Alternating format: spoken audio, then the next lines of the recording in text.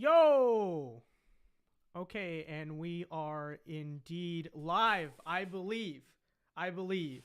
As you know, Streamlabs has been incredibly new to us. I believe we are live. Okay, I'm going to start the intro screen, and I'll see you guys in a few minutes here. All right, don't go anywhere.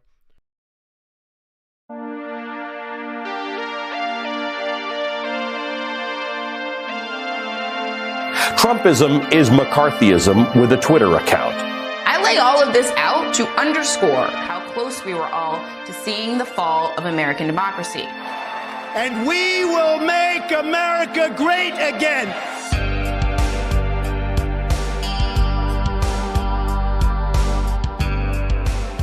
As long as we are led by politicians who will not put America first, then we can be assured that other nations will not treat America with the respect that we deserve.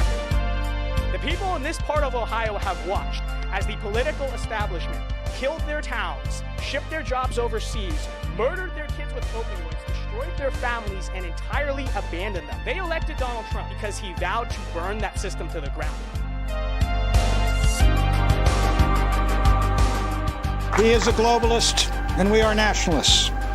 He believes in some Pax Universalis. We believe in the old republic. He would put America's wealth and power at the service of some vague new world order. We will put America first.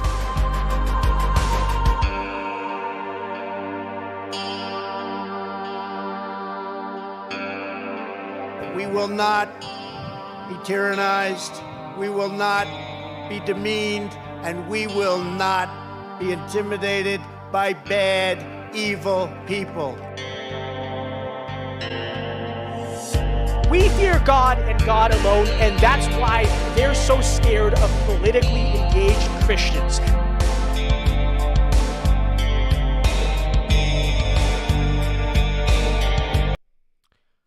All right.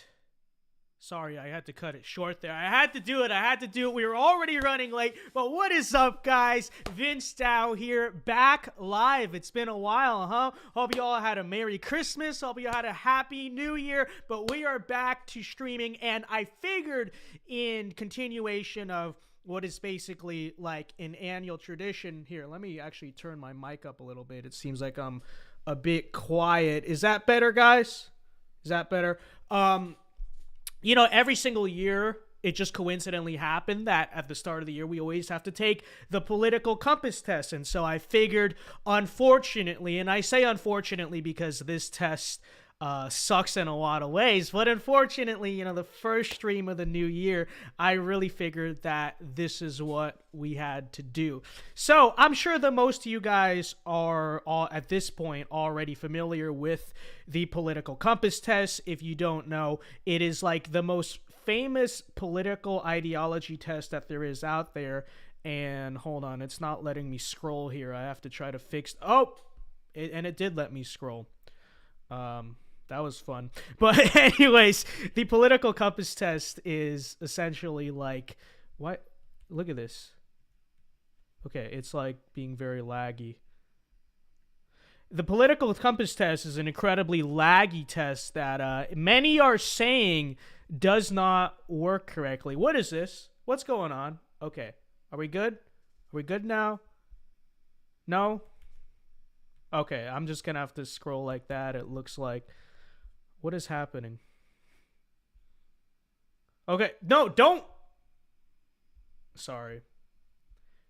The new tech has its advantages. Okay, I think we're good. Let me size that correctly. Anyways, as I was saying, the political compass test The political compass test, as you guys know, is basically like the most famous political ideology test out there.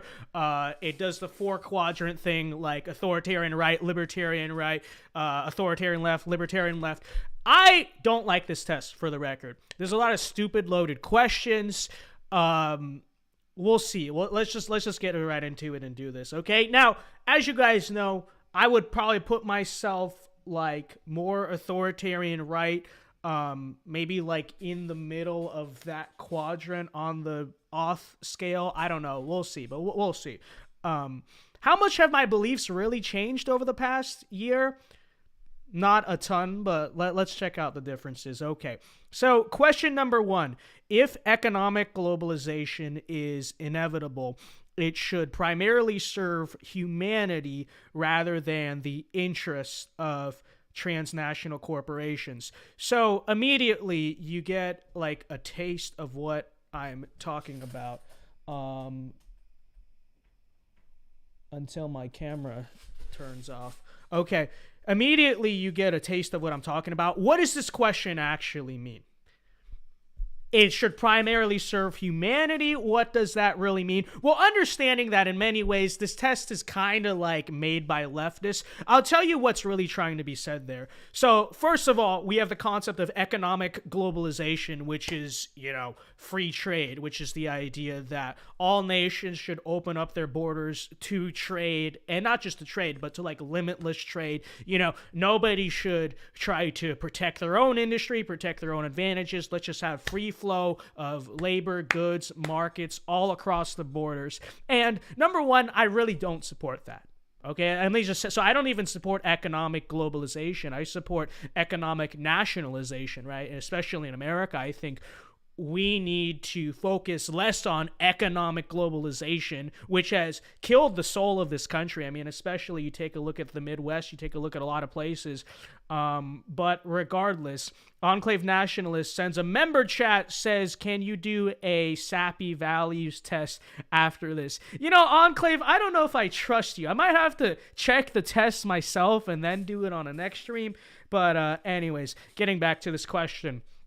So, as it currently stands, I would say we do have economic globalization in the current world, and it serves the interest of transnational corporations for the most part, right? And that's really, in many ways, what is killing America. These transnational corporations that started in America but have little loyalty to the American nation all get out, move around, and they kill American jobs. They kill the soul of this country.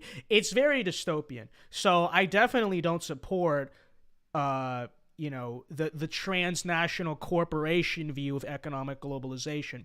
But what does the test mean by primarily serve humanity? For years, I've been unsure, and I think what it's really trying to get at is like Great Reset type of stuff, right? The idea that, the current system's not working. So instead of saying, we need to have more nationalist economics, we need to bring corporations home, we need to rein them in, we need to stop allowing them to basically hollow out and destroy the soul of the country. Instead, this is good, but it needs to be like Great Reset, New World Order. Nobody owns anything, basically just like worldwide socialism or communism or whatever. And to me, that is more dystopian than the current situation, right? The current situation is not good. I don't support economic globalization at the hands of the transnational corporations, but I have to say strongly disagree, because the alternative that's being suggested here is, in my opinion, like a million times more dystopian. We got GOP Josh gifted 1 thevincedao memberships. Thank you very much, GOP Josh. Haven't seen him in a while, but what's up, man? And then Lionos Romans 5.8 for $1. Thank you very much. God bless you. And he gifted it to Alicio. So congratulations on the free membership, courtesy of GOP Josh. What a guy there. Okay, so that's the answer to question number 1. Number 2, I'd always support my country whether it was right or wrong. Well, I wouldn't always support my government whether it's right or wrong. As the current government, I don't support my current government. But in the sense that I'm American, I will stand by the fact that I am American. I'm going to put strongly agree there, right? And I think you can distinguish that from saying I support the government. I think when you say you're supporting your country, it's more so saying like, okay, well, this is where I'm a citizen of. This is kind of the people I'm always going to be loyal to. This is the society I'm going to do my best to always contribute to. And so that's what I'll say. GOP Josh going crazy. Now he's gifted 5 Vince Dow memberships. My goodness. GOP Josh just going absolutely crazy here. He gave one to Drew Steiner. Or I'm not sure. I think Drew Steiner actually bought one himself. So thank you, Drew Steiner. He's going around. He's giving the gifts all over the place. Wow. All right, here we go. Enclave Nationalist says scroll down. Uh-oh. What does that mean? What does that mean? All right. No one chooses their country of birth, so it's foolish to be proud of it. Wait, let me move it up for you. Yeah, that's stupid.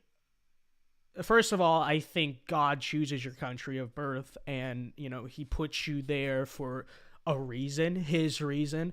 But even beyond that point, that's just a stupid argument. Of course, you should be proud of where you are from. So obviously, strongly disagree. Now, this next question, I don't know if I can answer that on YouTube, bros. Hold on, we're gonna have to kind of avoid some TOS discussions here, or demonetization discussions. So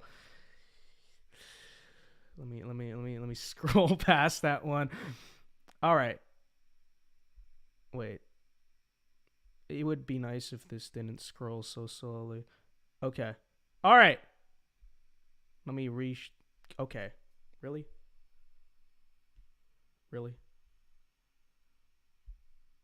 Sorry, bros. Give me a second. Can you not do that? All right. Is that good? I know you guys can't see this. I'm trying to what is going on? All right, hold on, bros.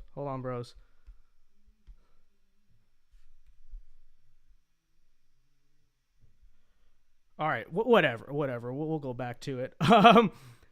See, look at that. All right. Military action that defies international law is sometimes justified. Strongly agree. International law isn't real. Like, what is international law? So, strongly agree. There is now a worrying fusion. Wait, let me scroll up. I keep forgetting about that. Okay, there's now a worrying fusion of information and entertainment. What does that really mean? I mean, I'd have to say agree. I would also say there's always been a fusion of information and entertainment, but I guess as it currently exists in our society, as in like the Snapchat newsfeed and Vox and other such things completely brainwashing the masses, I'd have to say I agree. Now, I will say that fact is not going to be anything that we could realistically get around. And so what I would say to conservatives on kind of that question itself is, sure, there is a worrying fusion of information and entertainment, but that's kind of how people, maybe always, but especially now, consume their media. And so instead of complaining about that, instead of saying, well, Snapchat is brainwashing all the kids, Facebook, the internet is brainwashing everyone else, CNN's brainwashing the people, Hollywood, I should say, is more appropriate, like Hollywood's brainwashing all the people, we need to just do that for ourselves, right? Because if they're basically using the culture as a means to spread their information, quote unquote, more like their ideas, then I think there's a strong case to be made. Well, what else can we do but do the exact same thing? I think we do have to do the exact same thing. Okay. The enemy of my enemy is my friend. So, this is sometimes true. Like sometimes, I mean, I recognize in the context of having a political movement, the need to make allies, the need to make friends, the need to not burn bridges with like literally everyone. But at the same time, I'll get to your super chats in a second, by the way. At the same time, I think this can often be very dangerous thinking.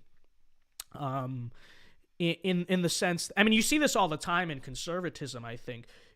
You'll have this center-left sort of person, whether that's Joe Rogan, Bill Maher, whatever, say something remotely right-wing or just right of center, and immediately will all just jump on them as like the next hero or whatever. And I'm not saying don't praise them for saying that. I'm not saying there's no utility to pointing out, well, hey, Bill Maher is a liberal. Hey, Joe Rogan, Elon Musk, these people are in the political center and they think you're crazy. I'm not saying there's not a utility to that because, I'm mature enough to understand politics. Of course there is. But I think oftentimes in our movement, it's just way too much, like Tulsi Gabbard, for instance. She's moved more to the right, but she's still kind of on the left. And again, we appreciate she's leaving the Democratic Party, good for her. But people were saying, some people were suggesting making her in charge of the RNC. She's not even a conservative, and so that's what I mean. So I'm going to say disagree slightly. Obviously it is good to make... And actually, that's how I would put it. I think the wording would say the enemy of my enemy, can be my ally, not my friend, right? Joe Rogan's not our friend. These people are not our friends. They're our allies, right? There's a difference. Our friends are the people who, really do agree with us on most things. So anyways, okay, let me get to these super chats here before we go on to the next page. Okay, so Shane Keena for $5. Thank you very much. Says, we need to make the cities work again. We need to demand better out of our cities. Can't just blindly move to the cities. I'm assuming you mean out of the cities. Well, I don't know what you mean necessarily. But okay, I don't know. I actually don't know what you meant to say, but let me say my take on this is essentially, there's a lot of people out there who say, oh, well, conservatives need to move back into the cities or stay in the cities and reclaim them. And it's like, that's easy to say on the surface, and I understand how that theoretically could be useful.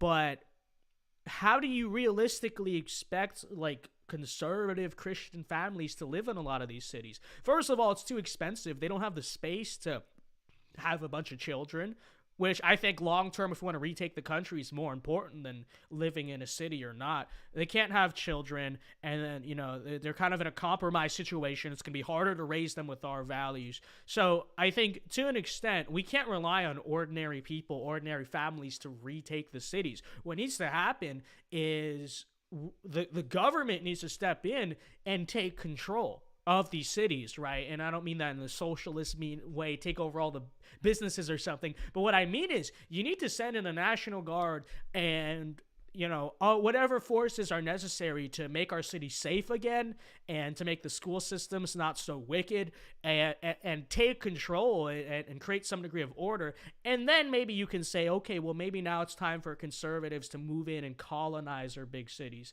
But as it currently exists, it's just not realistic. GOP Josh for $2.32 says, okay, my gift card is out. Keep up the good work. Well, thank you very much, GOP Josh. We appreciate. He's been the Mr. Beast of the chat tonight, just going around giving all of the gift cards up. Thank you very much. Appreciate that. Enclave Nationalist says for $2, Nick Fuentes got authoritarian left on his test. Well, that's interesting. People can make of that what they will. Okay, next page here.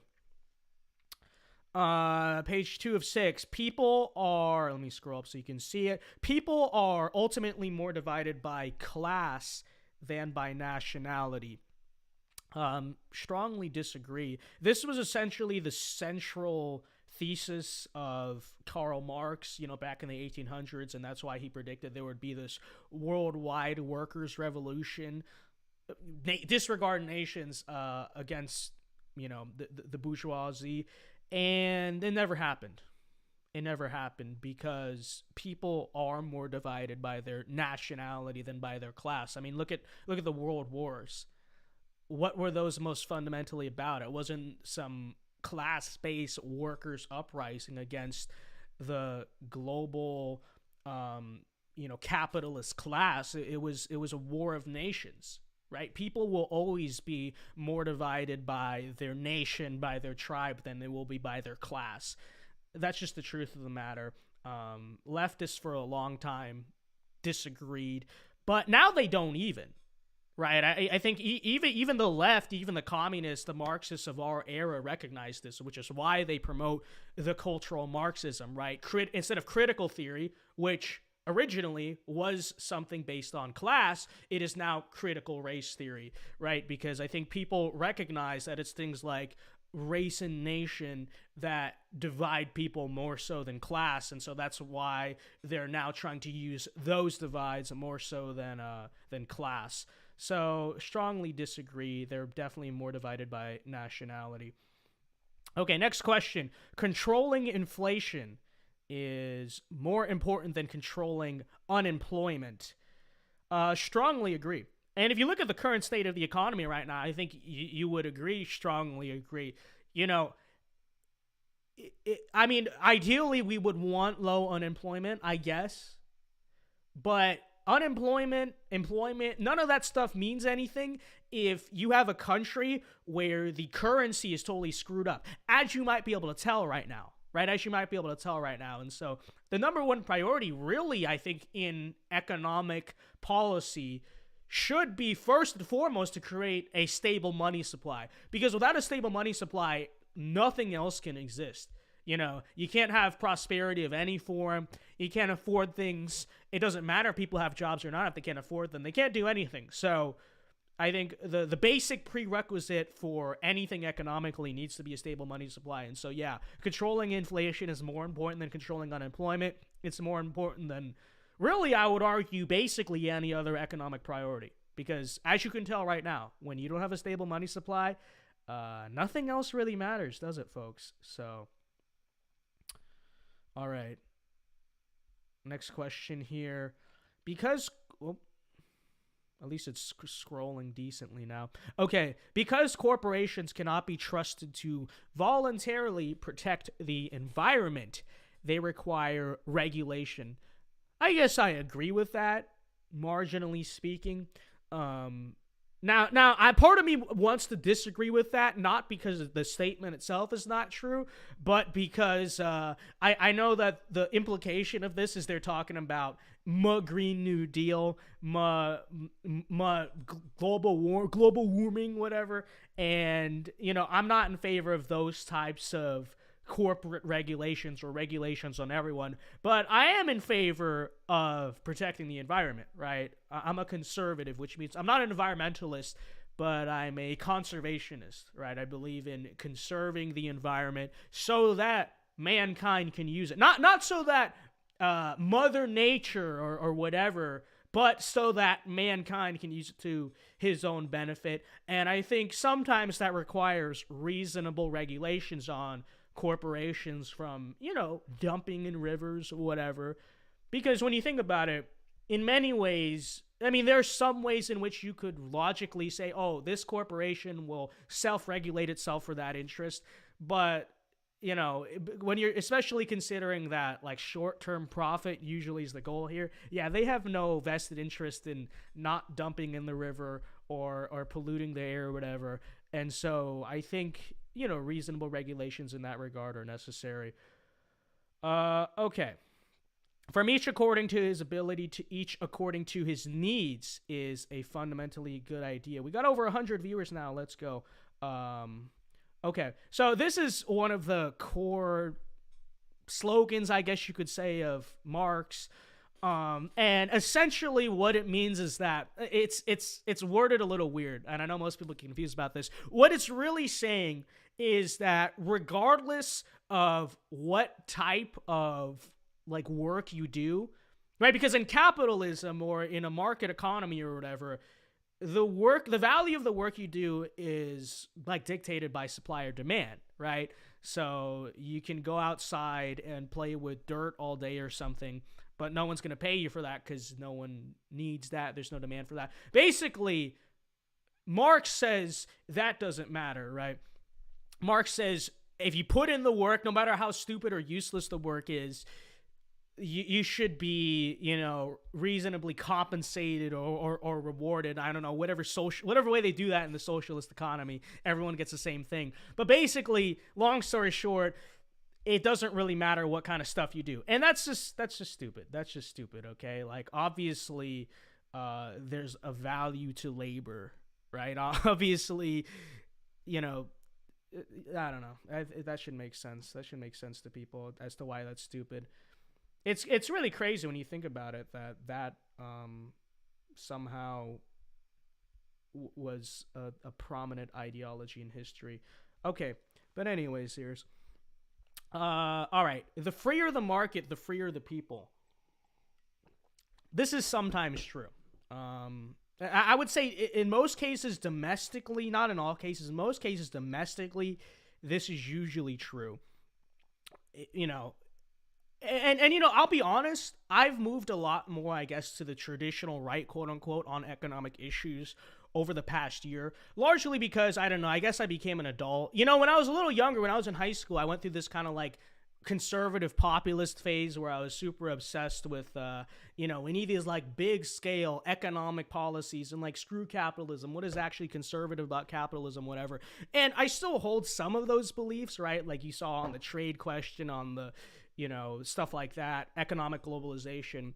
But I would also say I legitimately do believe that I would say 60 to 70% of the time this is true. Now, when it's not true is when we're talking about corporations just coming in, monopolizing stuff, bowling over everyone, outsourcing, right? And so I would say on a global scale, that's absolutely not true. But in the sense that, yeah, it should be easier for people to start a business. You know, taxes should be lower.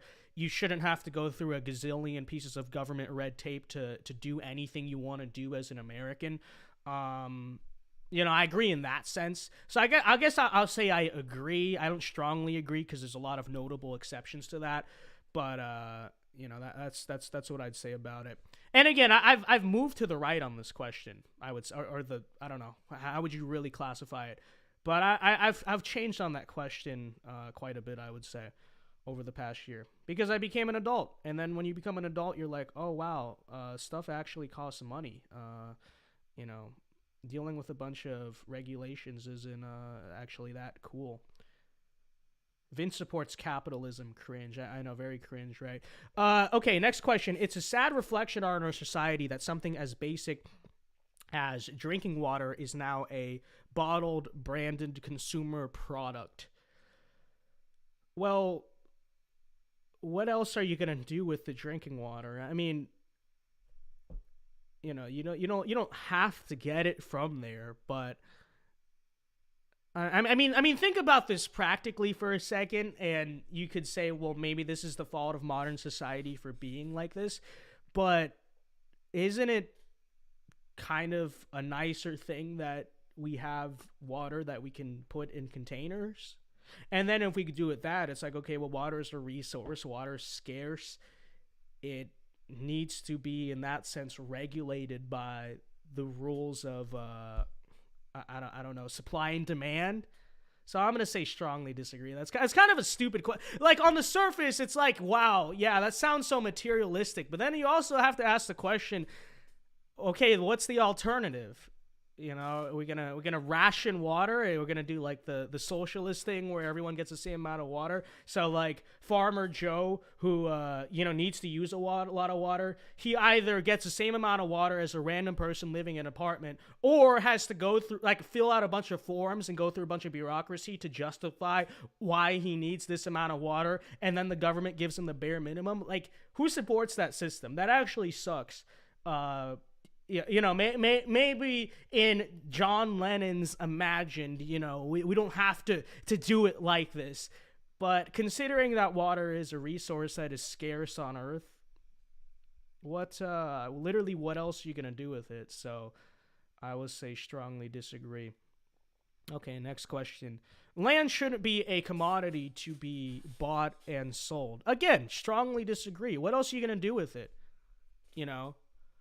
The alternative would be like the state or the collective, quote unquote, tells you where you have to live, and everyone gets the same plot of land, same amount of land, and like that would just suck. I want to be able to choose reasonably where I live, right? I want to be able to own my own land and property. And this is another stupid question. It's like, well, shouldn't everyone have a home, right? And so when you hear it on the surface, it's like, wow, I think I would agree. But then you realize how stupid the question actually is. You know, what are we gonna do, like the Pol Pot thing, where we like move everyone into these communes, and then like just force? That's just ridiculous. That's just ridiculous. So of course, land has to be a commodity bought and sold. What else are you gonna do with it? Okay. All right. Next question here. Anyways, Enclave Nationalist says in chat, do you think Jane Fonda should have been charged with treason? In my opinion, absolutely. In my opinion, absolutely too. I 100% agree. She should have. It is, for once, Enclave Nationalist does not post the Fed post. That's a completely reasonable question. I agree. Okay. It is regrettable that personal fortunes are made by people who simply manipulate money and contribute nothing to their society. So, I mean, yeah, to an extent, I agree. You know, you have the bill, the FTX, whatever, like stuff like that. You have people who right now, like I said, talked about in the video, are buying up a bunch of real estate, but then they already have to have the money to buy the real estate. I don't know. Like, it is true that this happens, and I think there needs to be more done to make sure it doesn't happen. But then, again, what is the question really asking? Because I don't think people who trade stocks, just as long as they do it cleanly, I mean, yeah, insider trading, big problem. But people who just trade on the stock market, you know, I don't look at that and I'm like, oh, wow, it's so evil. And I know the leftists do that because they many of them are like millennials and don't know how to do anything. And so they look at people who invest in the stock market or invest in real estate, which I think is like my biggest investment advice is real estate. I think that's a lot safer. But people who do that, and they look at them as evil because the millennials don't know how to do stuff like that. And so they just get mad that other people can do that. And I don't agree with that. But yeah, I mean, I'm sure there's a lot of people out there that kind of cheat the system, or they play the BlackRock game or whatever. So I don't know. I guess I'll say I slightly agree.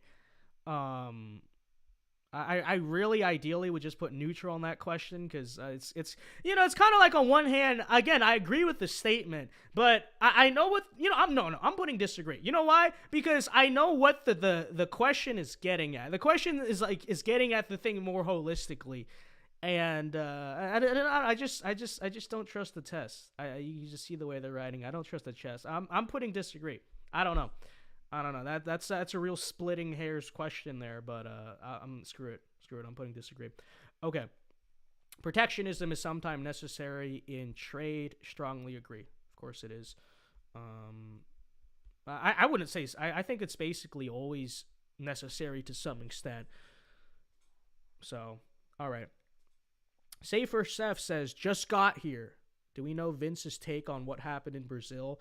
I don't know if I can give my take on what happened in Brazil on YouTube, but if you guys didn't know, basically right now in Brazil, they're having their version of January 6th. You've seen the videos on the internet, I'm sure. And it's crazy because didn't I say in that video, remember my video I made about the Brazilian election back in October? I basically said, like, word for word, this is their version of the 2020 election. Like, I spelled that out. And, you know, I didn't say it outright, but I have to say I'm not surprised it's having the exact same ending. Like, they're copying our country as we speak. But, okay. Next question here. The only social responsibility of a company should be to deliver profit to its shareholders. I strongly disagree with that. I mean, I suppose in the market, you know, that's true if you wanted to take the economics professor approach to it. But I also think that companies and corporations are entities that exist in our culture, right?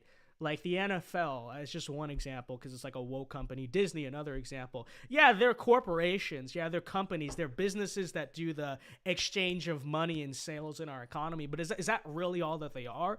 Or are they also centerpieces of our culture? Okay? They're absolutely centerpieces of the culture, which is why I would make the case for corporate social responsibility in a right-wing sense, right? And you definitely see it go in the opposite direction in the modern day, right?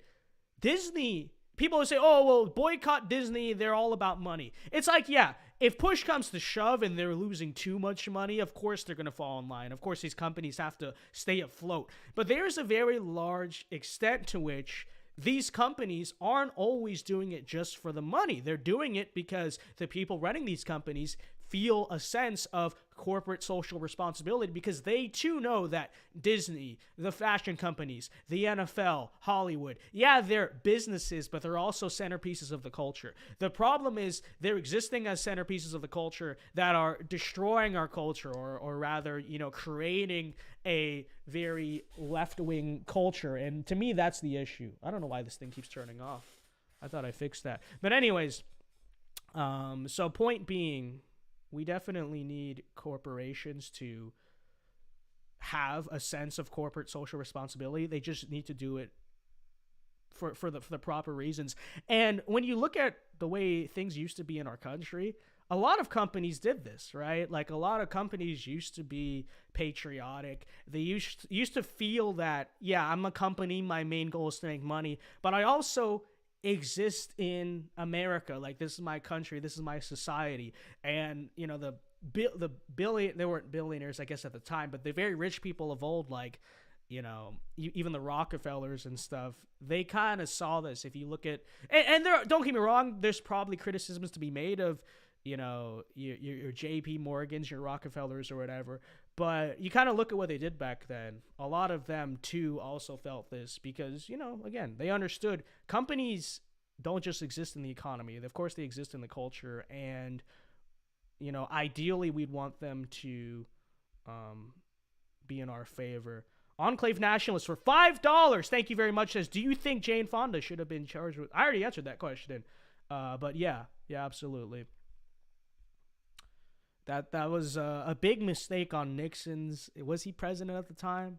I don't know if she did that under LBJ or Nixon. Regardless, should have happened. Okay, next question here. The rich are too highly taxed. I mean, I don't know. I think like everyone's too highly taxed. So I guess I agree. They're trying to like bait you on this question. They're trying to say, whoa, well, you support more billionaires. It's like, everyone's too highly taxed. If I was in power, don't get me wrong, the first things I would do would not be lower taxes. But, if I could do everything I would wanted to do, like that would be a part of it. So, all right. Who is rich today? Forget idealism. Tax these rich people, then remove the tax. But that's not the core of the problem, though. What you need to do is go after the corporations. They don't.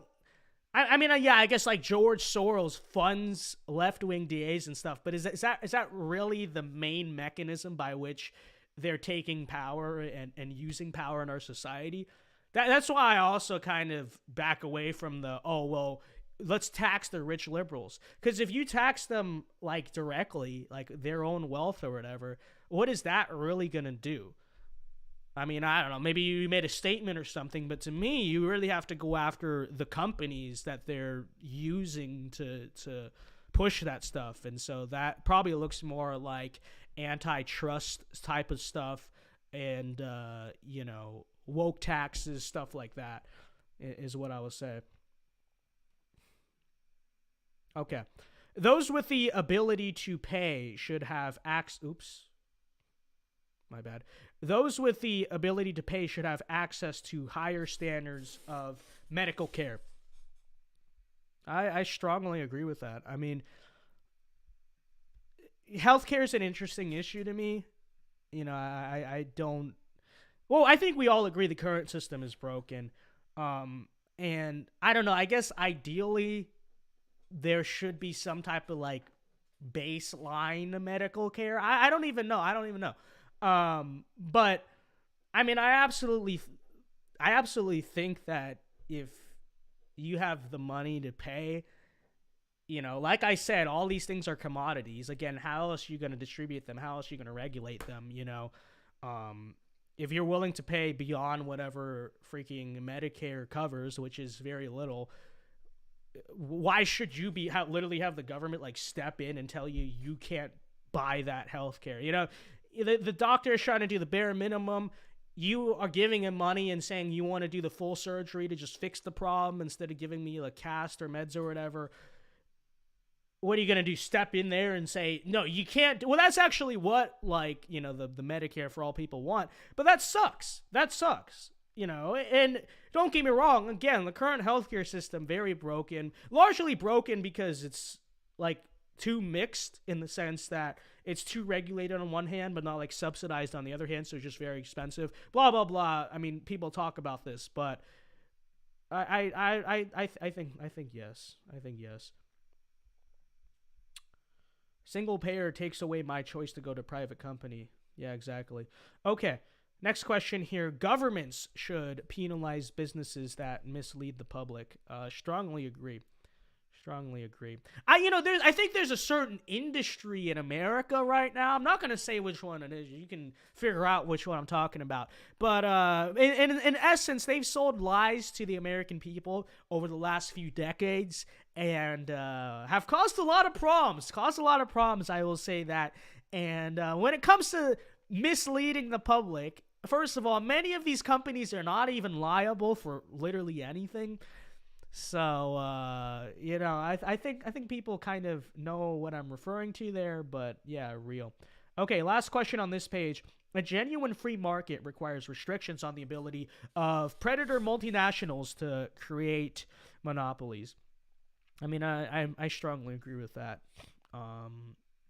And a lot of libertarians always say, whoa, there's no such thing as a true monopoly. It's like, yeah, I guess that's technically true, sort of, without government intervention, whatever. But we also can look at stuff and know stuff when we see it, right? We can look at a lot of companies in America today. Yeah, you could start an alternative to Facebook. Many people have tried.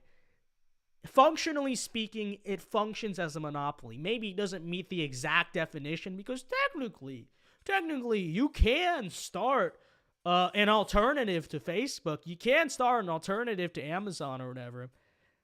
Yeah, but can you though? And so, I mean, definitely, a genuine free market requires restrictions on this stuff. Okay. All right, next question. Next page, I should say. All right. I think this is your personal social values, which I have to say, a lot of these questions are literally the dumbest ones on the whole test. Like, I understand your political social values, but what do a lot of your personal social values, quote unquote, have to do with your political ideology? And these questions right here, I mean, yeah, they're very political questions, but you'll see in a second what I'm talking about. But anyways, let's get through these. Abortion, when the woman's life is not threatened, should always be illegal. Strongly agree, of course. All right, next one here. All authority should be questioned. Disagree. I mean, I guess in a sense, yes. In the sense that you should, ask, what is the authority? Understand the authority, right? It should be questioned in the sense that you should, understand it. But, I'm a Christian. I don't believe God's authority should be questioned beyond the basic sense of asking questions about it to better understand it, right?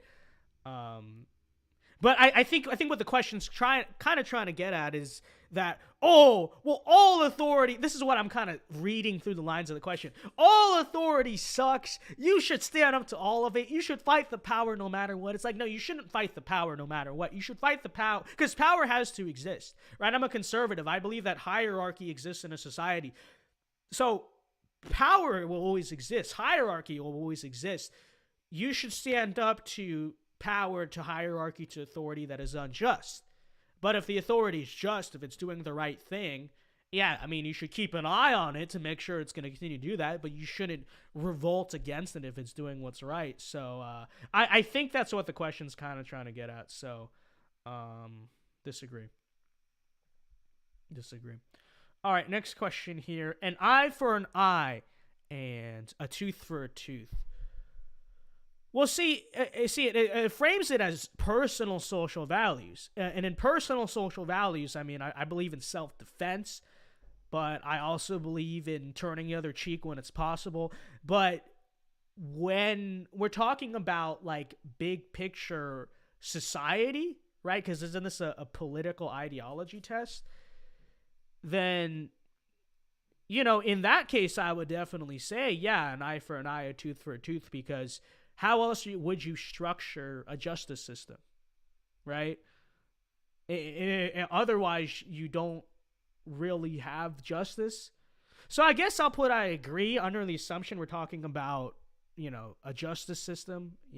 That's not necessarily how I live my personal life. Well, it's not how I live my personal life. I don't go around every single moment thinking, well, that person did this to me, therefore I have to do it to them. But we're talking about society. It's like, if you do something criminal to a person, you need to face, I think, consequences that maybe are not equal, not literally an eye for an eye, but like equate to being equal, right? We do the algebra, so it's like 7x equals 49, and so we're getting to this, if you know what I mean, like a chemical reaction, I don't know, like we're getting to the same sort of value. I guess the best example, or the best analogy is like currency exchange, right? You exchange a British pound for however many dollars, but it's the same worth. That's kind of what I believe in terms of justice. So, all right, yeah. All right. Next question here. Taxpayers should not be expected to prop up any theaters or museums that cannot survive on a commercial basis. Strongly disagree with this, okay? The basic question, I think a lot of conservatives will answer this question wrong, by the way, because it's like, well, yeah, why should taxpayer money be wasted? It's like, is it really being wasted, though? I think there are priceless artifacts and elements of our civilization that, even if the museums for them are not monetarily viable, I think in America, for instance, the U.S. Constitution, the original Constitution, the Declaration of Independence, all of the art and whatnot and artifacts, the original Wright brothers plane, all that stuff. I mean, I'm sure there's a demand for those things. I'm sure they probably do already survive on a commercial basis, but I don't think that fact should be contingent on whether or not we spend taxpayer money to preserve these things, right? I think there is a great value to a lot of just elements of our culture that, maybe the museums don't get visited all the time and whatever, but they are priceless, right? They are part of our country's heritage. They are who we are. And, I don't think the materialistic just drive for, well, is it profitable? Are we wasting money? My fiscal conservatism. I don't think that should dictate those things. Ideally, the people in our society care enough to be able to prop them up on a commercial basis. But even when we're at our lowest moments, and the people like today, the people have lost their sense of place, they've lost their patriotism, they've lost their appreciation for their own country, their own heritage. I still think the government ought to say, well, too bad. I don't care if you're not visiting it or not. This is priceless. It's here to stay. I think when most people understand it like that, they'd agree. But yeah, I definitely think there's a pricelessness to a lot of different things. Enclave Nationalist for $2. Thank you very much. Says, where would John Willard end up on this test? Probably like libertarian left. I know he says, oh, I'm actually a conservative. No, he's not. That's nonsense. He sides with the left on every single social issue, but yeah, he's conservative, right? Okay, next question here. Schools should not make classroom attendance compulsory. Compulsory means mandated by law, right? I always forget this. Does compulsory mean mandated by law or not mandated by law? I'm pretty sure it means mandated by law. Can I get a confirmation there? It means mandated by law. So I look at this and it's like, So, I believe homeschooling should be an option. In fact, in our current society, I think it's an option that should be pursued by a lot more people. So I don't think it should be compulsory in that sense, and that you have to go to public school. But I don't know if that's what it's asking. Again, this is personal social values. I feel like what it's more so asking is, like, if a student is enrolled in a school, should they make it mandatory to go to class, right? Should a public school say to Johnny, who's enrolled in, I don't know, 6th grade, Johnny has to go to class, if not, he's truant, truancy laws. I mean, I believe in those. I agree with those. How are you going to have a school where it's optional to go to class? I guess that's what college is, but college is like, higher education. K through 12 education, you can't sustain yourself doing that. I mean, that's kind of like a ridiculous idea. So, Jack Wayne, yeah, it is mandated. Okay, correct. So I'm gonna say I disagree there, because, like, what's the alternative? Is this the libertarian stance? Kids shouldn't have to go to school. I feel like in many ways that is the source of a lot of libertarians. It's like their school was too strict on them, they dress coded them, or their parents didn't let them do as much, and so it's like, bro, I'm so anti-authority, bro. Why should we have to go to class? They listen to another Brick in the Wall by Pink Floyd, and it's just like, yeah, you just listen to that song and like, yeah, so true. It's like, okay, I felt the same way when I was in K through 12 school too, but when you really think about it, I mean, what else? What would you do? Like, make it optional to go to class? That's kind of silly. All right, next question here. All people have their rights, but it is better for all of us that different sorts of people should keep to their own mind. What does Compass Test mean by this? What does Compass Test mean by different sorts of people? Brian E says, if a kid is failing 10th grade, don't you think they should be allowed to work instead? Well, actually, yeah, I do agree with that. I think, like, if, like, the kids who can't make it through high school should just be allowed to go to trade school. I agree with that. But it's a question of, like, if they're enrolled in the school, right? So you should have to tell the school, okay, well, I'm going to drop out and work because, or I'm going to go to trade school or whatever. Like, yeah, that should be an option. The same sense that homeschooling should be an option. I don't think you should have to be forced to go to a public school. Point being, if you're enrolled, if you're a registered student in the school, yeah, I think the school should say you have to go to school, right? Because, like, what else would you do? That's what I mean. That's what I mean. But okay, anyways. So, the question, different sort, I think that different sorts of people, what do they mean by this? But, taking the question in a very innocent manner, it is, factually true that, people build stronger societies when they share more in common.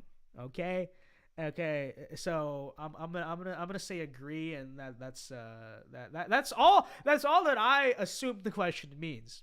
All right, people. Oh no, no. You know what? In this case, you're not gonna dog whistle at me.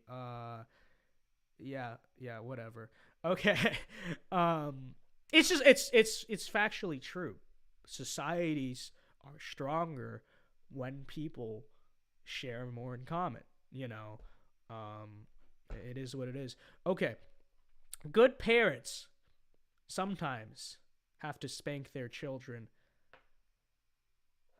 I agree. I mean, I don't think that spanking should, like, always be something every parent does, but sorry, sniffle there. I was never, like, spanked growing up, but the whole, like, anti-spanking movement, oh, it's so harsh, blah blah blah, it's like cruel, it's like brutal. Well, some of the best generations in our country's history were spanked as children, right? And no one is saying, oh, like, beat them to death, but as in a reasonable context. I don't know. Some could make the argument that we used to actually be in a better place as a society when kids were raised in the quote-unquote old school way. And so I think if that's what parents want to do or feel that they need to do, I think that's reasonable. There's definitely a line between that and like child abuse, but I don't think it's always child abuse. Enclave Nationalist for $2 says, who would win in a debate, me or John Willard? I think America would win in that debate. You would win, Enclave Nationalist. Of course you would. Okay. All right, next question here.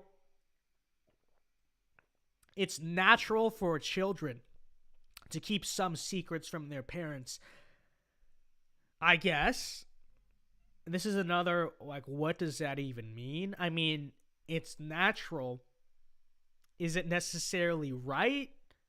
Not necessarily. But I also would say that it's not even always necessarily, like, terrible. Like, yeah, if you're keeping a big secret, like, oh, I broke every glass in the cabinet, I'm not going to tell you, I'm just going to put them under the couch. Like, yeah, that's a bad secret.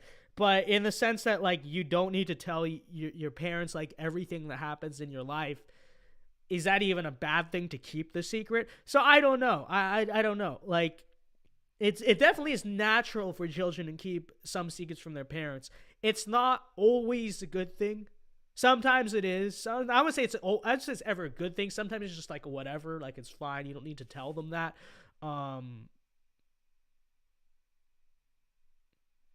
Vince, that's a groomer question, Vince. Is that what it's getting at? I could actually see that. Okay, in that case, I'm gonna put strongly disagree. I don't know. I'm relying on your advice that is the case. Okay. All right. If that's what it means, then that's what we're doing. Okay. Possessing marijuana for personal use should not be a criminal offense.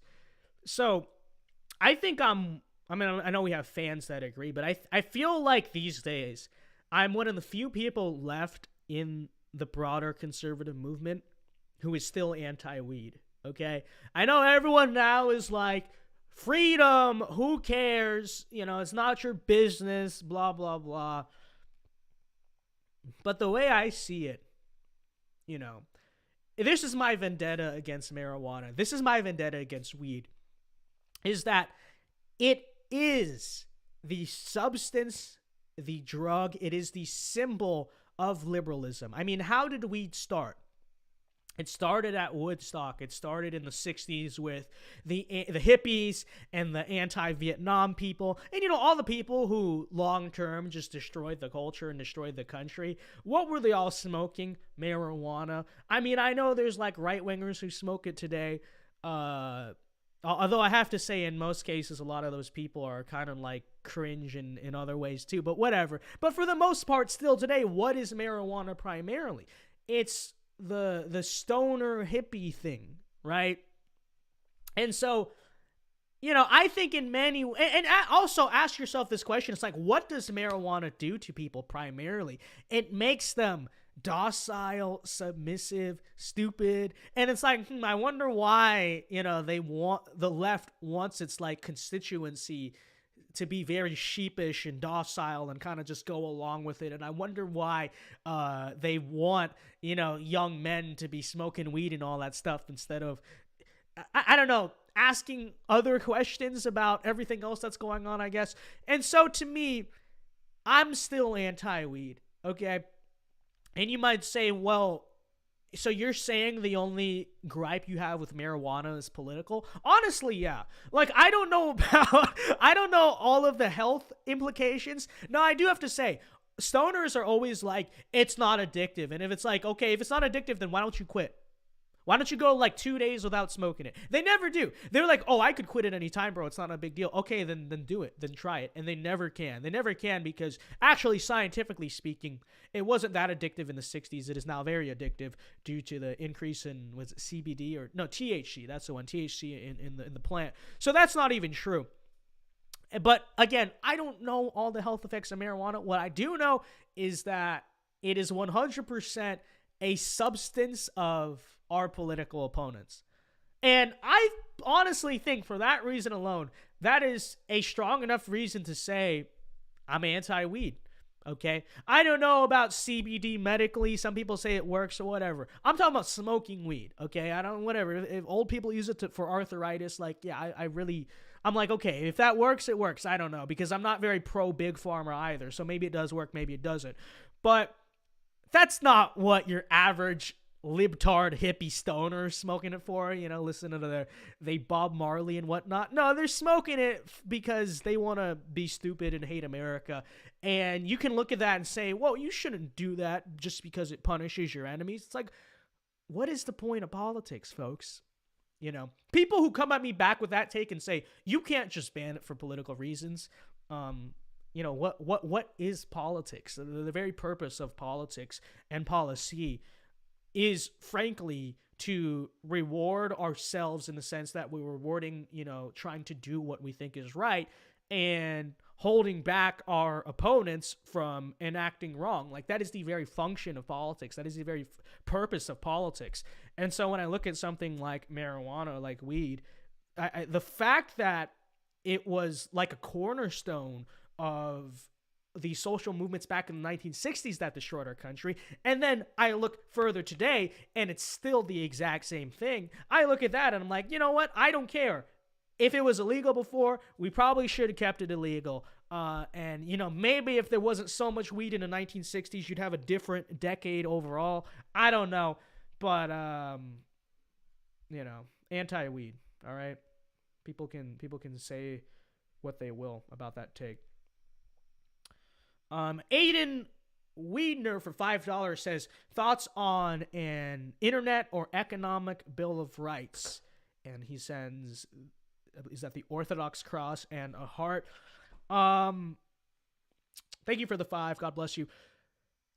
I definitely think we need an internet bill of rights. I don't know. What would an economic bill of rights look like?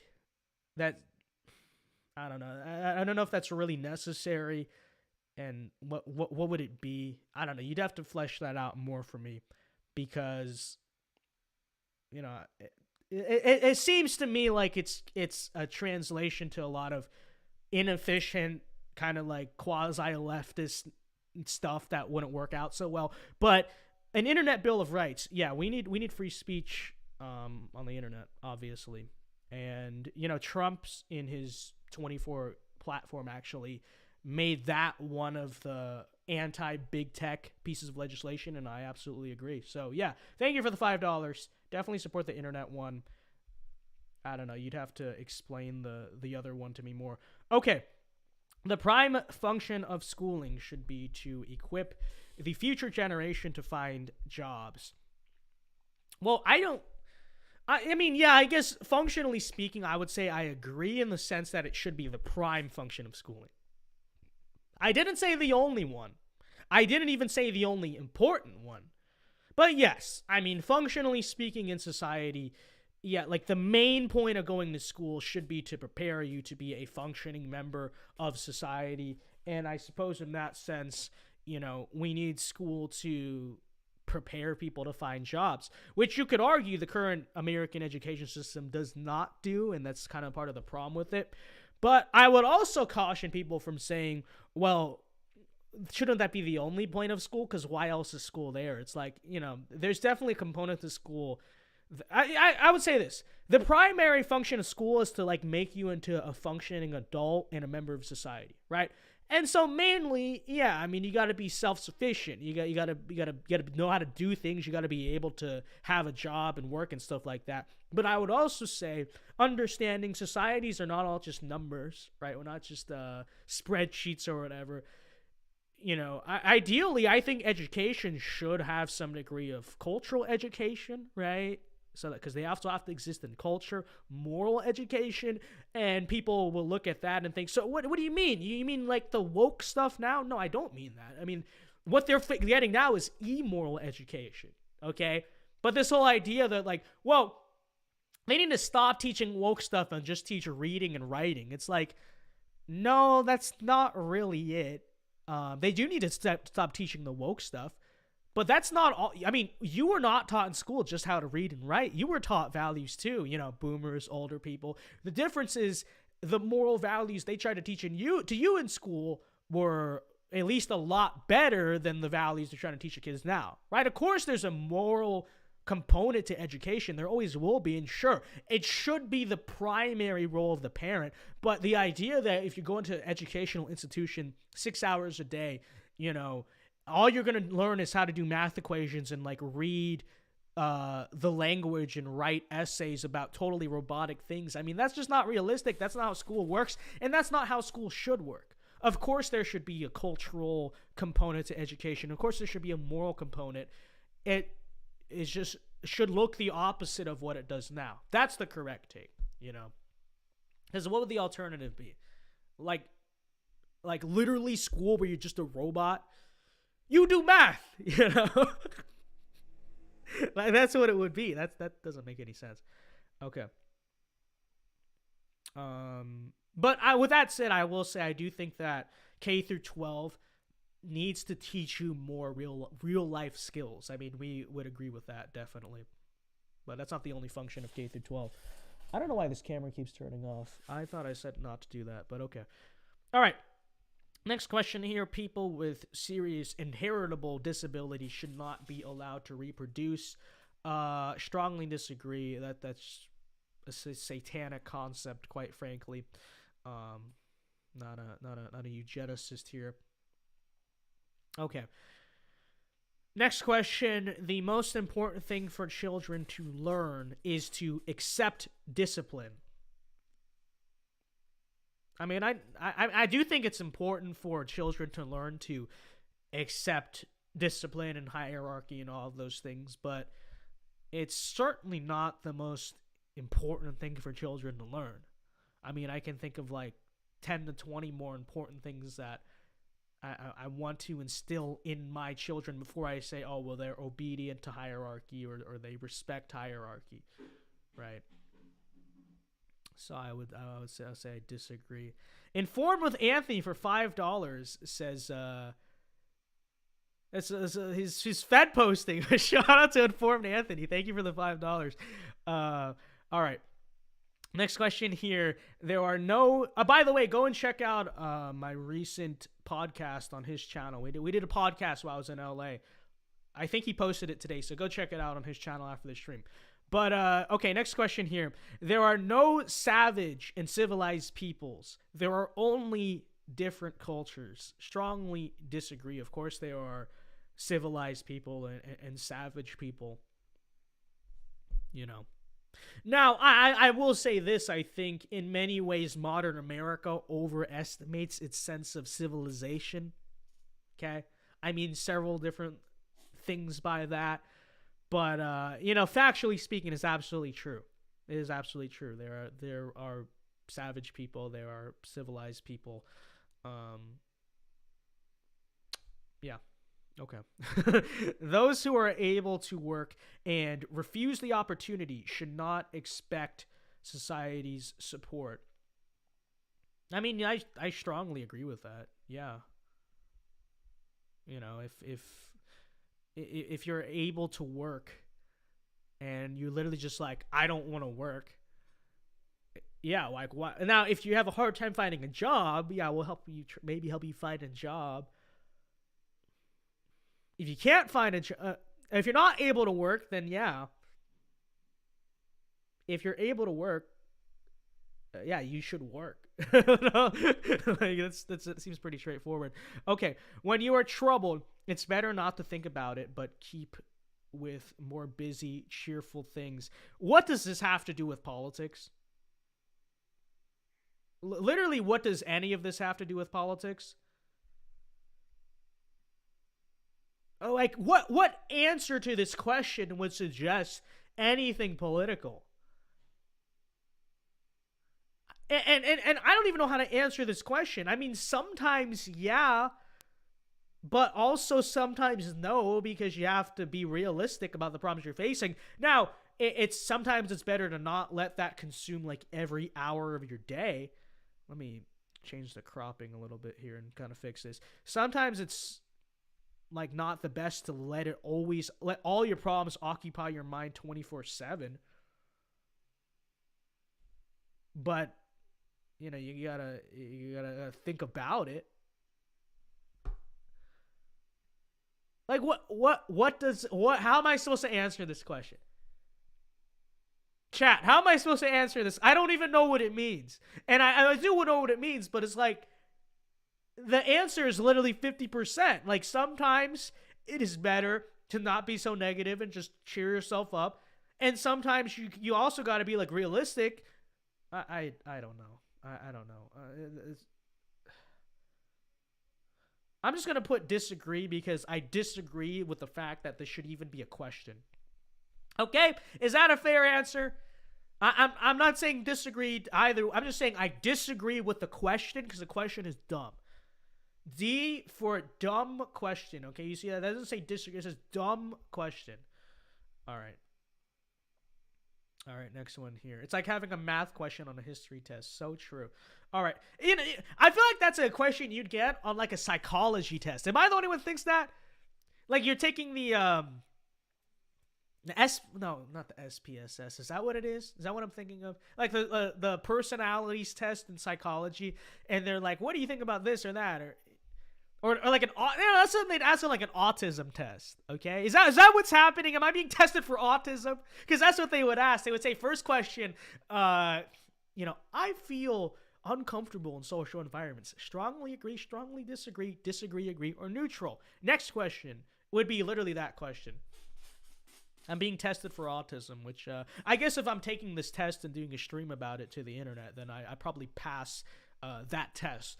But anyways, okay. Next, first generation immigrants can never be fully integrated within their new country. This might be a hot take, but I agree with that. Because, I mean, I guess if you come when you're like 2 years old, the reason I say agree with that is because I think beyond, a very young age, yeah, you might learn the language, assimilate, and be like a patriotic, good citizen, and, credit to you, of course. But there's always going to be a sense of, I think to fully integrate within a new country, like you have to live in that country from like start to finish, right? And so if you come here like 30 years old, you could do all the right things and like credit to you. I mean, I'm not like hating on it or anything. I'm just saying like as a matter of functionality, is someone who immigrates to America, maybe if they come from Britain or Canada, because those are such similar societies to us, but if you come from like a non-English speaking, non-Western country at like 30 or 40, and you just you can learn English, you can do all the right things. Again, I hope you do all those right things, but I think it only becomes in the second generation where the kid grows up in America, goes through the American school system, comes up with all that stuff, English first language, American culture, first culture, and all that stuff, that someone is like fully integrated, right? So I'm not like hating on,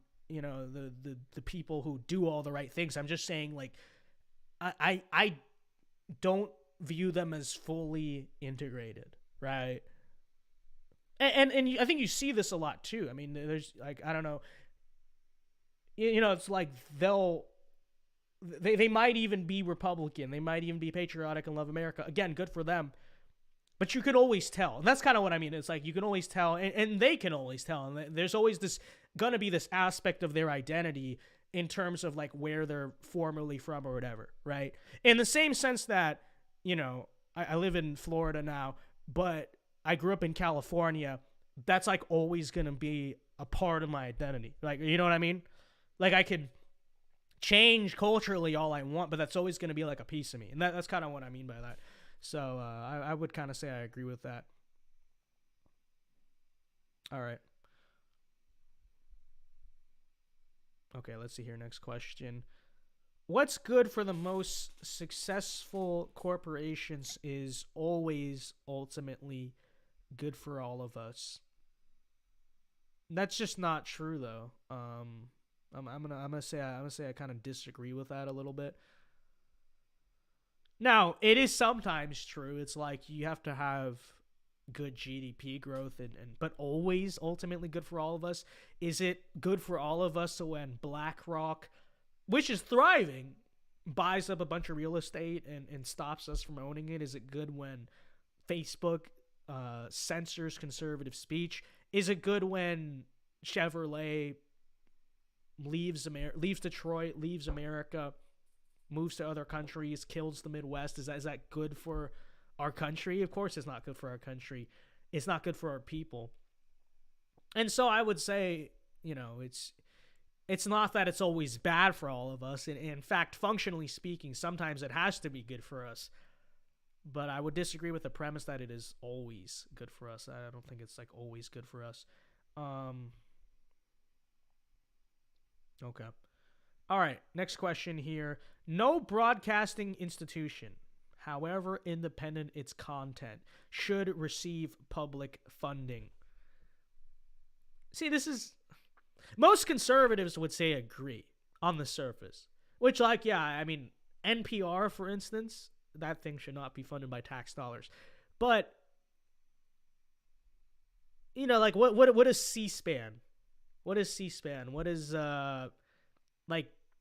PBS is woke too, but ideally, what would PBS be? And doesn't the government, just like they have a vested interest in, maintaining museums, I would say, doesn't the government have a vested interest in maintaining certain broadcasting institutions? Now, I don't know if that should necessarily be, news, the nightly news or whatever, but when I look at this question, I'm thinking more like PBS, if it existed, I guess, the way it used to exist, or maybe it's always been left-wing, I don't know. But you know what I mean. And C-SPAN, right? Like the thing that just lets us keep in touch with, our leaders and bills and what's going on. I think that's a useful utility. I think it should receive public funding. So, I'm going to say disagree, just because of C-SPAN.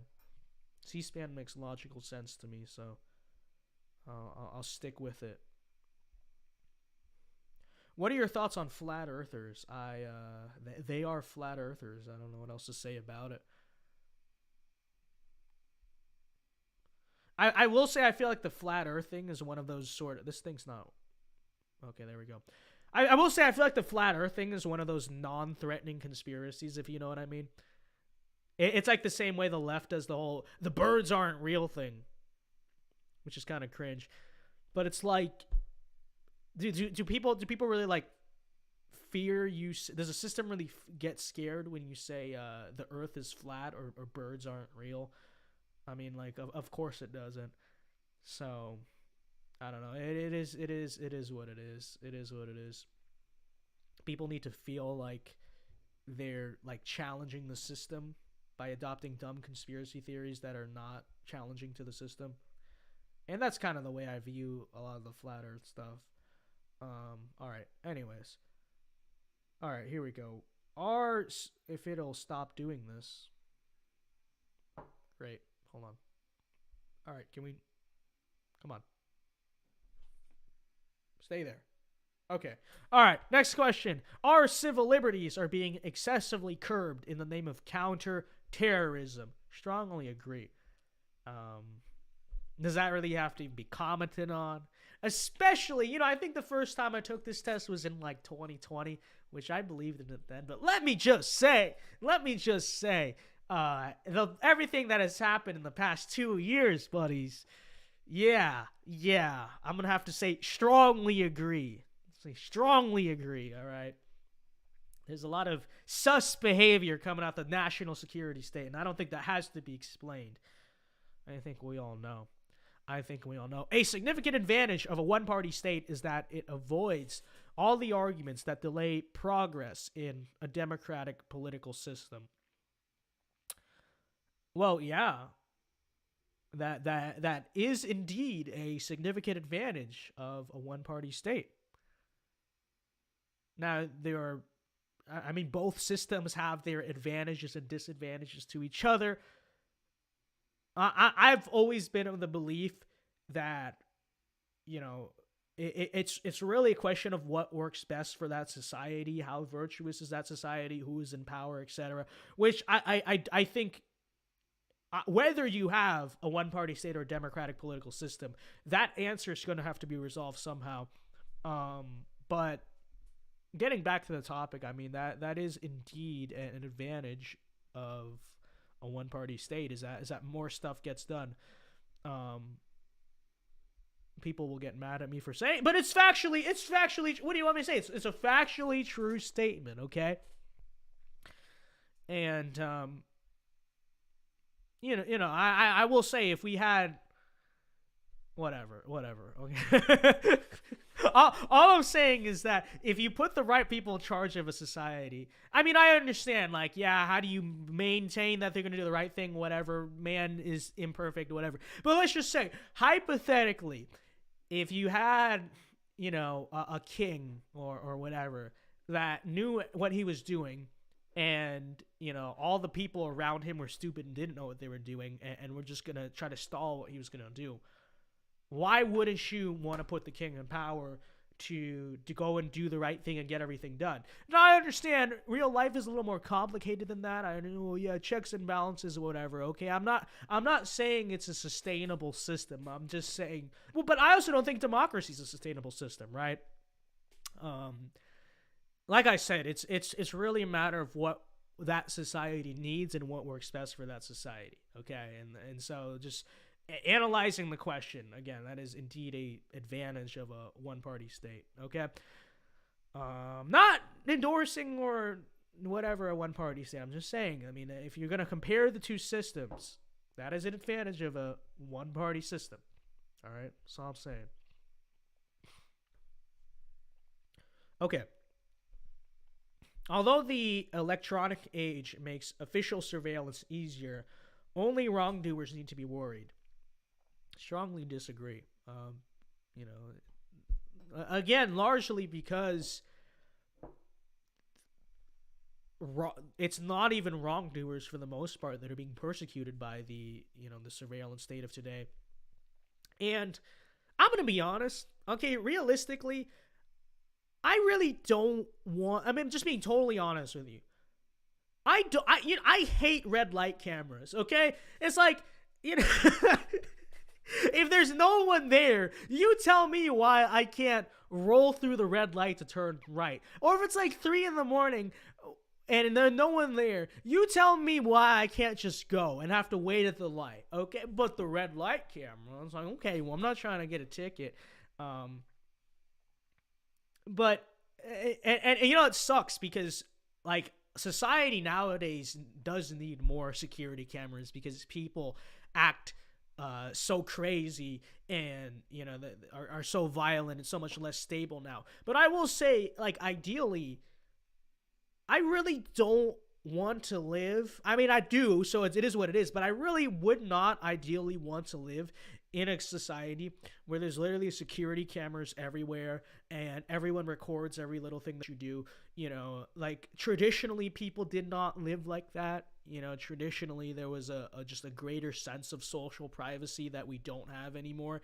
And it is what it is, okay? I do understand to some extent because, I understand why we have so many security cameras because there's so many criminals. Like, yeah, I get that. Okay, I'm just saying, ideally in society, things should not have to be like that, okay? And, it pisses me off the most, not because I'm going to rob a store, but rather because, in theory, it would be quite nice if, I could drive the speed I wanted to drive and not the speed that some dude in the state capitol says I have to drive. I mean it more so in that sense, okay, Mr. Radar or whatever, but it is true. And why is it that nowadays, like, everything we do has to be recorded and our parents didn't grow up like that, our grandparents didn't grow up like that. Again, I get it, there's more crime and stuff, but ideally I would not want to live like that, honestly. So y'all see the lady being taken hostage at Walmart? I did not see that, but that sounds horrible. That welcome to modern society, But that's what sucks, is the less virtuous that people get. I mean, the more there is a natural necessity for all the security cameras and surveillance stuff, Whatever. It is what it is. It is what it is. The death penalty should be an option for the most serious crimes. Yeah, I mean, I support the death penalty. Should I say agree or strongly agree? I'm gonna put strongly agree. Why not? I mean, I do know some Christians are against the death penalty, and I think that's a respectable position. I understand it, but the more I kind of understand this issue, I feel like it is a biblically justified policy. You can make the case as to why you're like personally against it, but I think it is. And on top of that, practically speaking, I don't know. I think if you kill a bunch of people, you should not be continued to, be granted the right to life, right?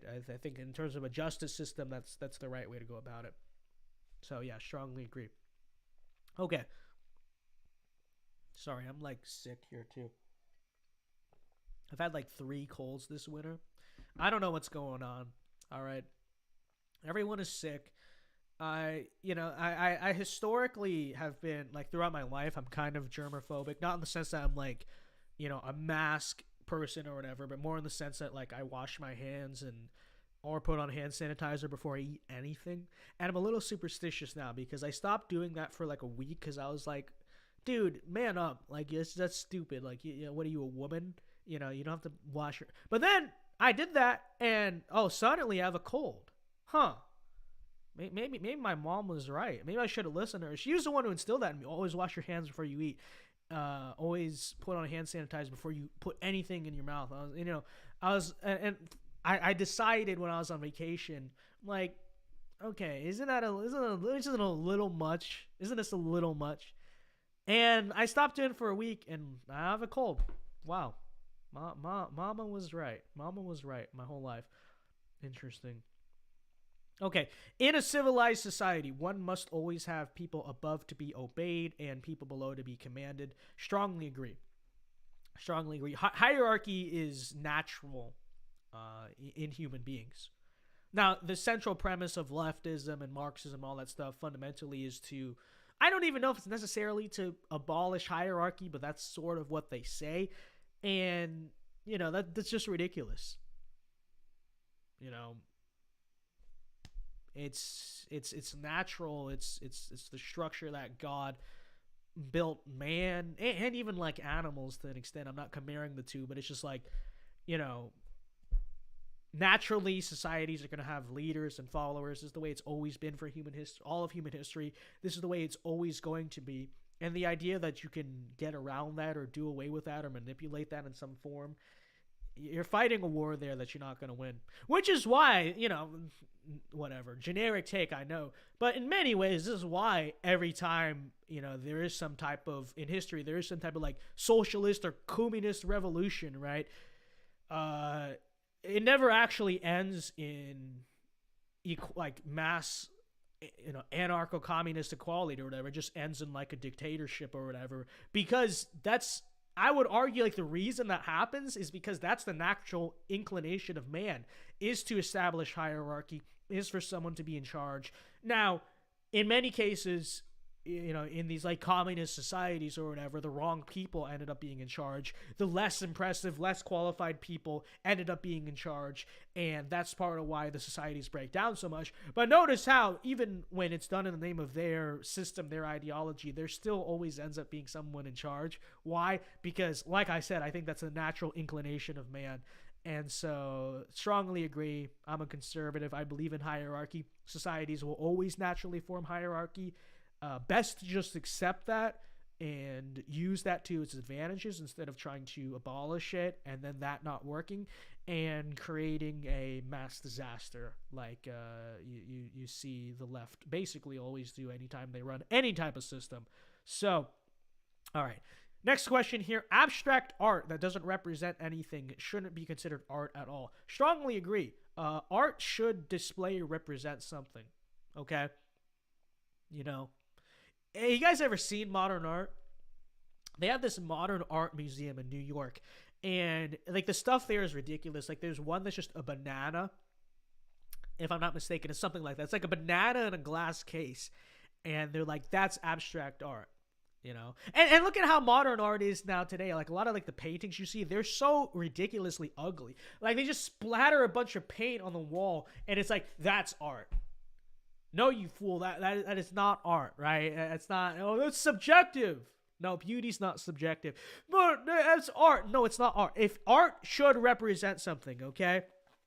It should display something. It should communicate something, okay? The Mona Lisa is a drawing of Mona Lisa, right? Like it shows something. That's what art should do, okay?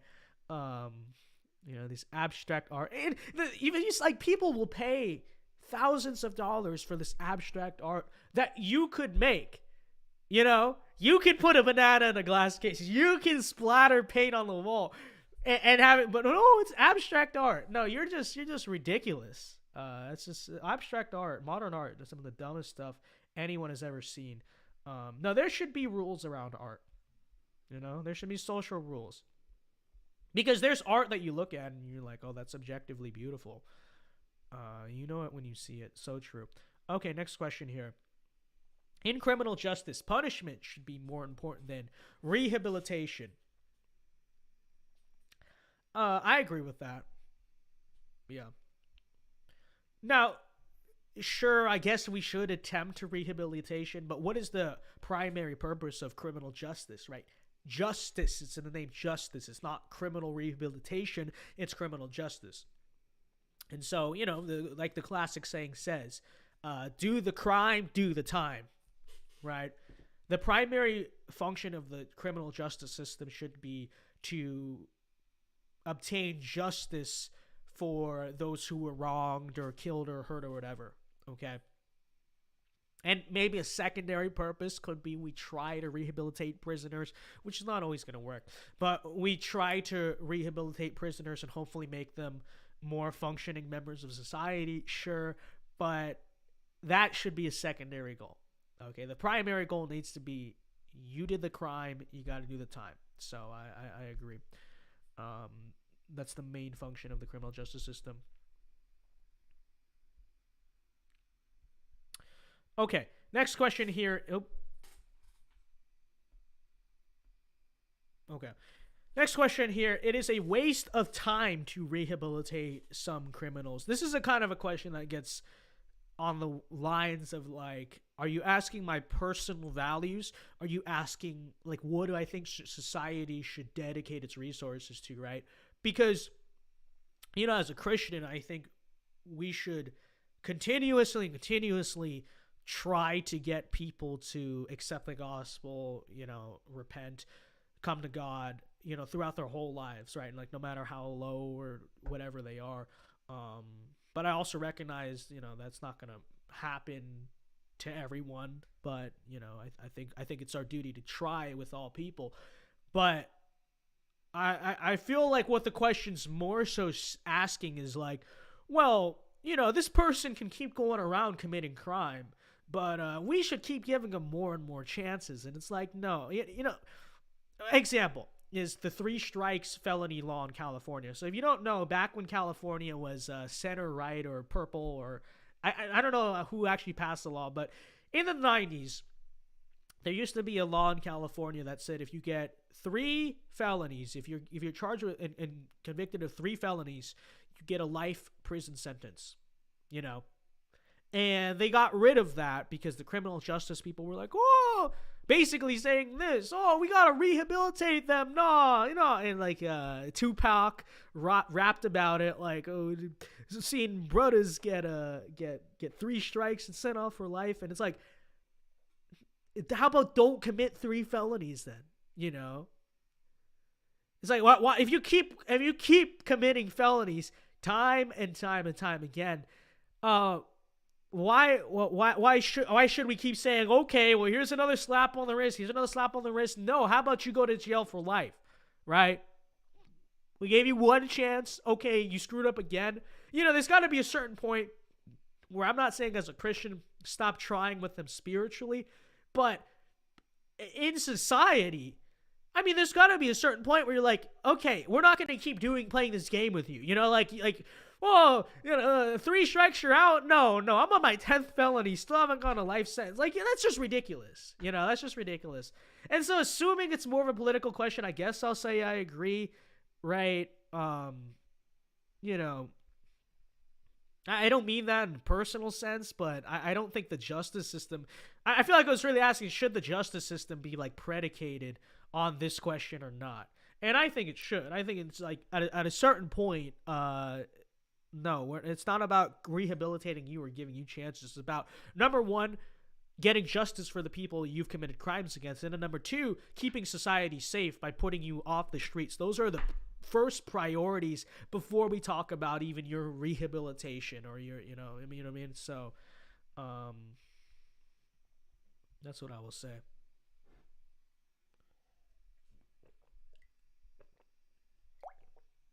Okay. You guys heard every bit of that water. You're welcome. Okay. I have a new mic in case you can't tell. All right. The business person and the manufacturer are more important than the writer and the artist. I actually disagree with that take. I disagree.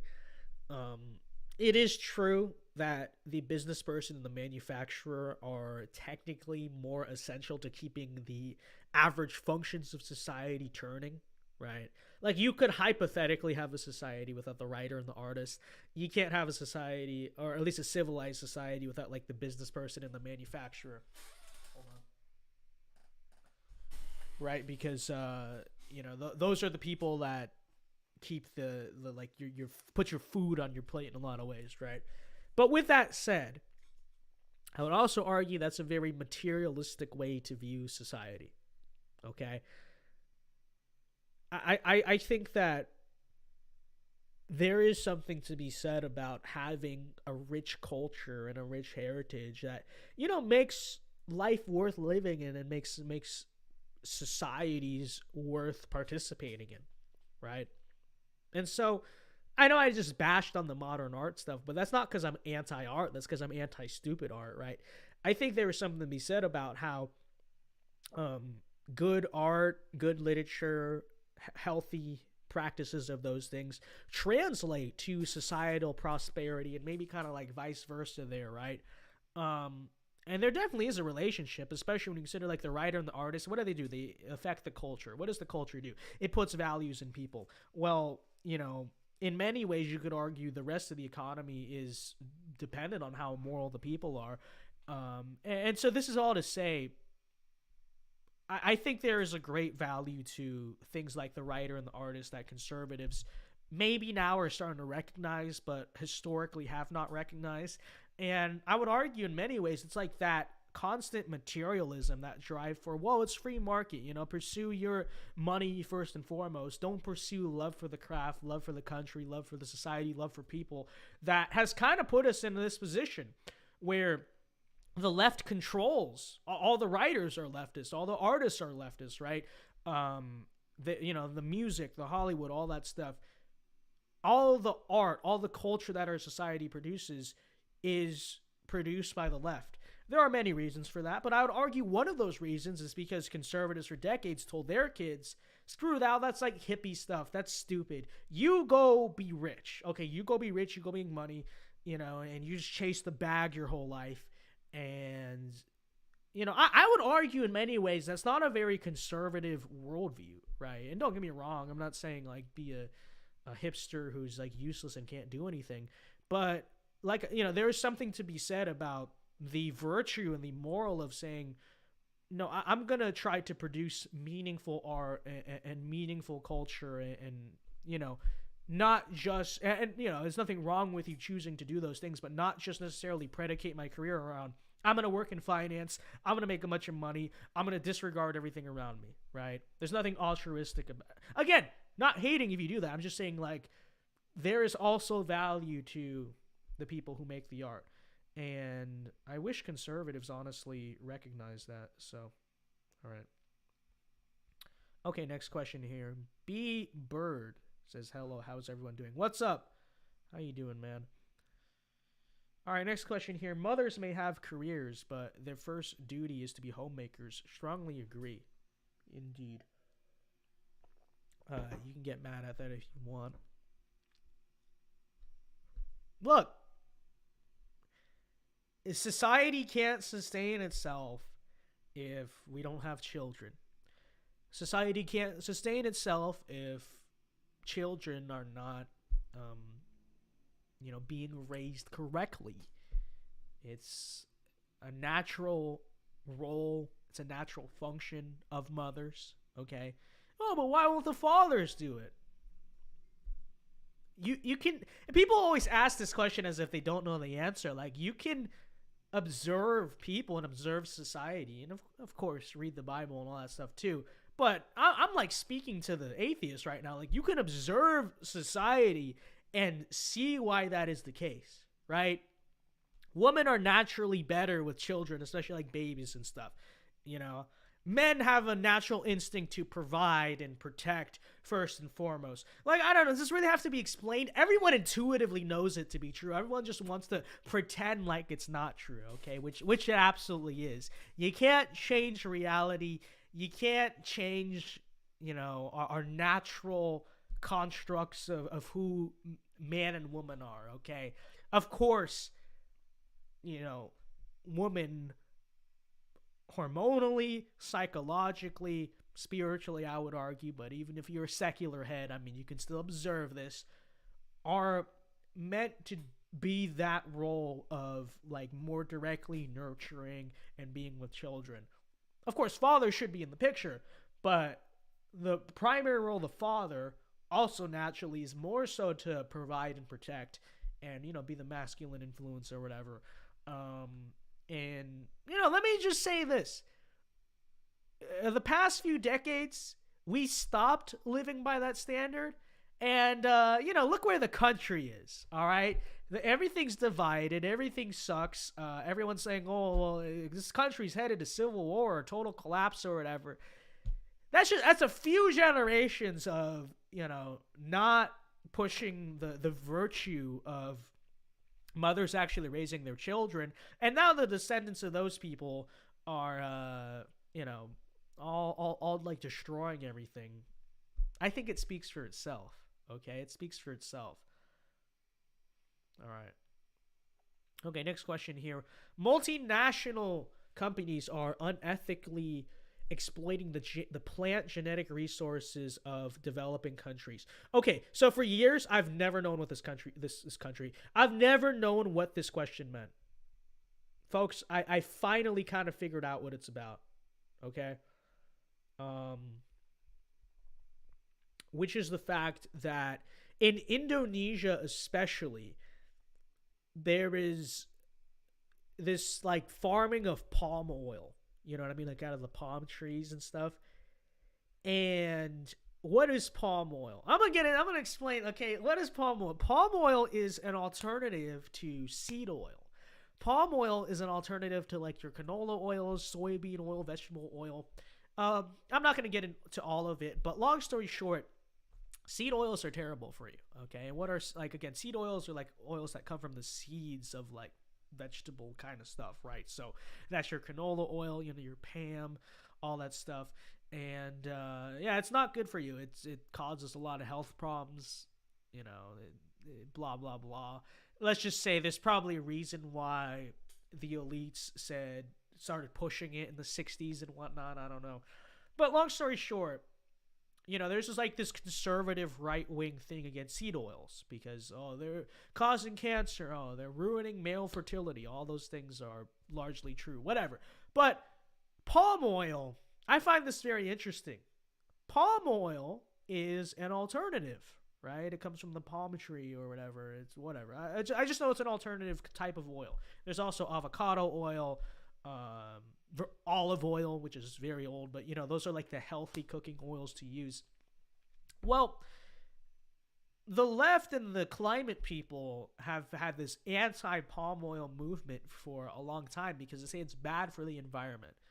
Because I guess to like do the palm oil thing, you have to kind of like sort of like strip the land or whatever and put it.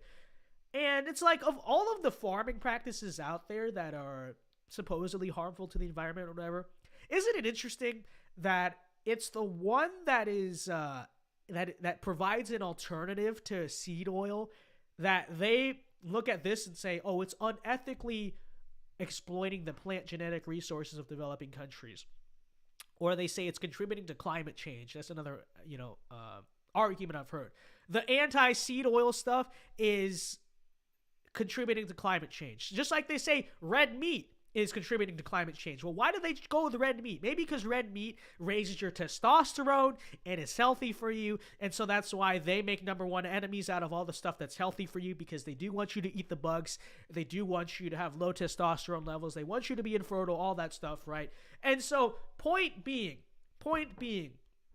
strongly disagree, because the motive of this question is basically asking you to say, no, don't farm for palm oil. Don't farm for alternative cooking oils to seed oils. You have to eat the seed oils. You have to eat the bugs. You can't eat the red meat.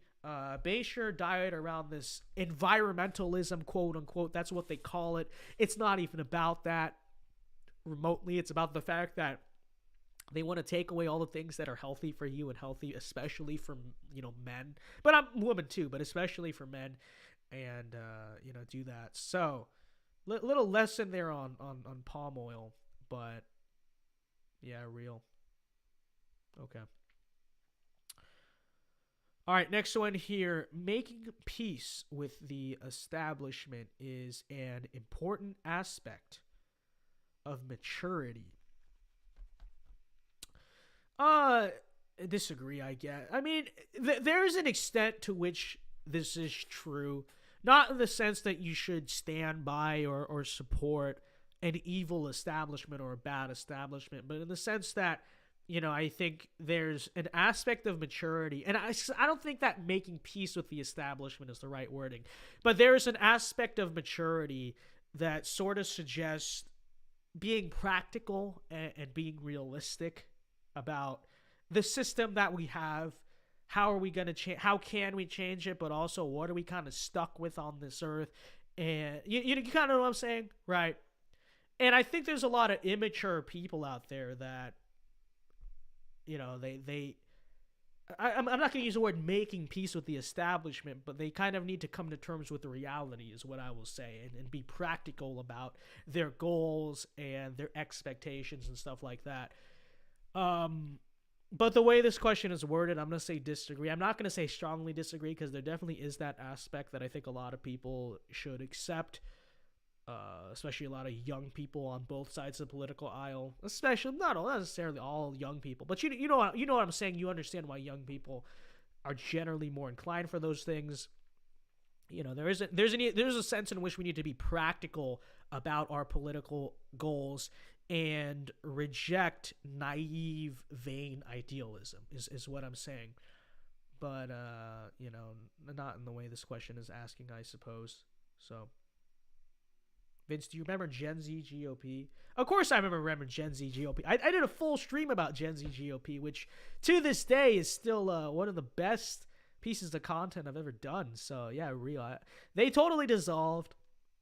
I don't know what they're doing now. But, yeah, they're not around anymore. We got this guy just spamming random stuff in chat. That's not going to be tolerated. You're just spamming words. Can we have a mod kick him out? I believe we did that already. Okay, thank you. Real. All right. Okay.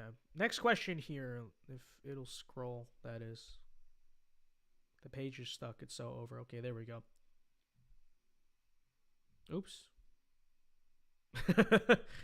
Rip.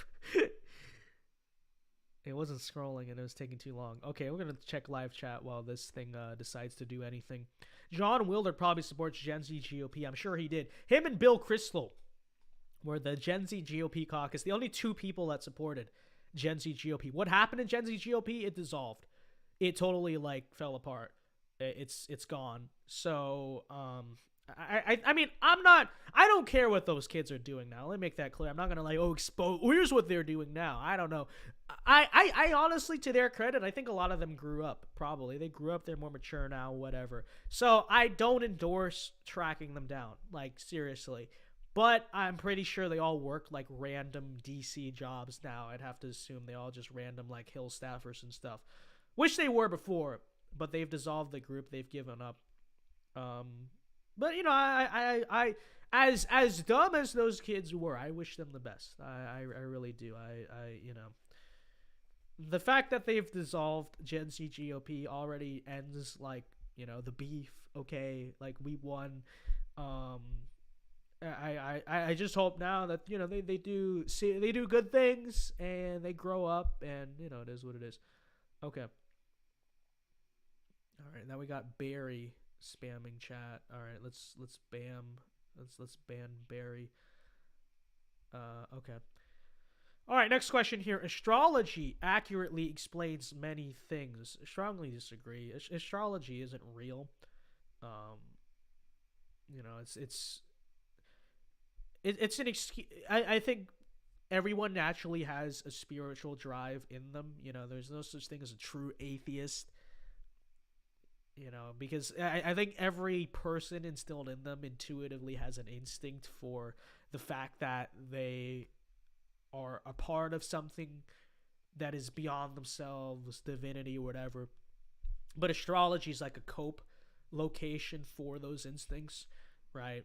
Because other religions come with responsibility. Christianity comes with responsibility. Astrology doesn't, but you can still feel spiritual. You can still feel, oh, there's something going on. Yeah, it's a bunch of nonsense, okay? The crystals, that stuff's not real. And to the extent to which it is real, it's just witchcraft. It's just satanic. It's all a bunch of nonsense. Oh, let me read my horoscope. Literally soy jacking. I'm surprised there weren't more like soy jack memes about that, because actually I don't see that on Snapchat as much anymore. But remember back in the day on Snap when it used to be like, oh, check your daily horoscope. Which is funny because I never believed in that stuff, but I always looked at it anyways out of curiosity. It's the same thing like a fortune cookie. Like you know that's not real, but you still want to see what it says. It's literally just a piece of paper that's like printed in, and it has no meaning. It's all like just it's random, but you still want to see what it says. That's the same way it is with those horoscopes back in the day. But to our luck, they're not even on Snapchat anymore, so that's good. Okay. All right, next question here. You cannot be moral without being religious. I mean, as a Christian, I have to agree with that. Yeah. I mean, I don't think any of us are moral, for the record, but, again, understanding the fallen state of man, that's definitely true. Okay, charity is better than Social Security as a means of helping the genuinely disadvantaged. Well, this is just a dumb question. First of all, Social Security is not meant to help the genuinely disadvantaged. It's for the elderly. Okay, so like strike one on this question. You don't even know what you're talking about. Like that would be... I'm not even trying to be a nerd, but isn't that like welfare? Isn't that what welfare is for? Or Medicaid, right? Okay, but I honestly strongly agree with. I wouldn't say I agree. I strongly agree. Like, yeah, usually private charity works better, but especially like I think the church can do a lot more for the disadvantaged or the needy or whatever than like the federal government can, And so I'm not making a comment on like who should be given what responsibility, but you want to talk about what's more efficient. Of course, the local community charity, especially the church, can do a lot more than bureaucrat. Okay. So yeah, some people are naturally unlucky. I disagree. Because first of all, the basic premise of the question is saying, well, yeah, some people are naturally unlucky, which is why you need to give them all this stuff, right? Like, for example,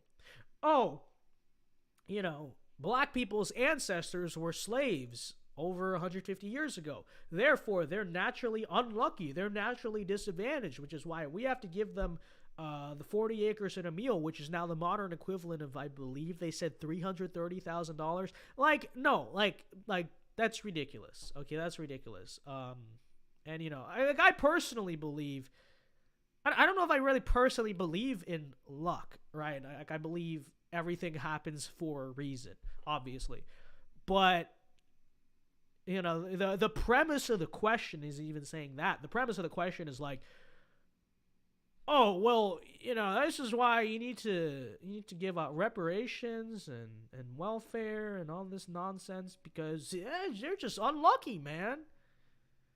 No, maybe they smoke weed all the time and don't have a job. Okay. It is important that my child's school instills religious values. Strongly agree. Which ideally, I'd like my kids to be homeschooled. So obviously, I don't know if it's going to happen that way. And I only say that because if I end up not doing that or whatever, for whatever reason, somewhere down the line, someone's going to pull this up and be like, well, how come he didn't homeschool his kids? Hypocrites. Okay, ideally, that's what I want. I don't know if that's going to happen. I don't know how my life's going to play out, okay? I'm not married yet. I don't know. But ideally, yeah. And, of course, in that case, I'd like my child's school to install religious values. If not, then I'd ideally want them to be in a Christian school. A good one, that is. You have a lot of these like private schools now. They were founded as a Christian school or whatever, and they're just not. So I don't know, but yeah, I mean, ideally, yes, I would. Okay.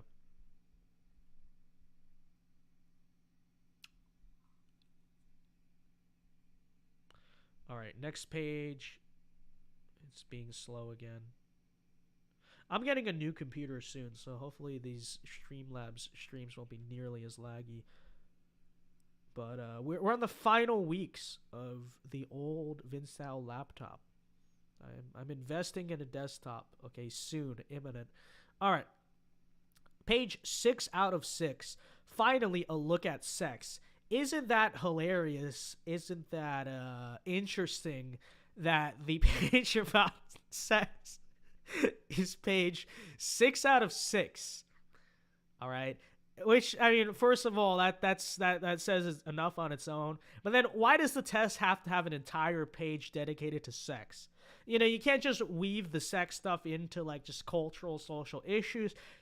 They put an entire page dedicated to sex, which I think says a lot about who wrote the test. It's kind of a projection. Interesting observation there. But anyways, Cam Sipe for $10. Thank you very much, Cam Sipe. Says, charity question makes me think. A bunch of abortion advocates bring up the lack of resources for a pregnant woman to support abortion. Thoughts? We love the blue suit guy from Vice Nationalism. God bless. Thank you very much. God bless you too.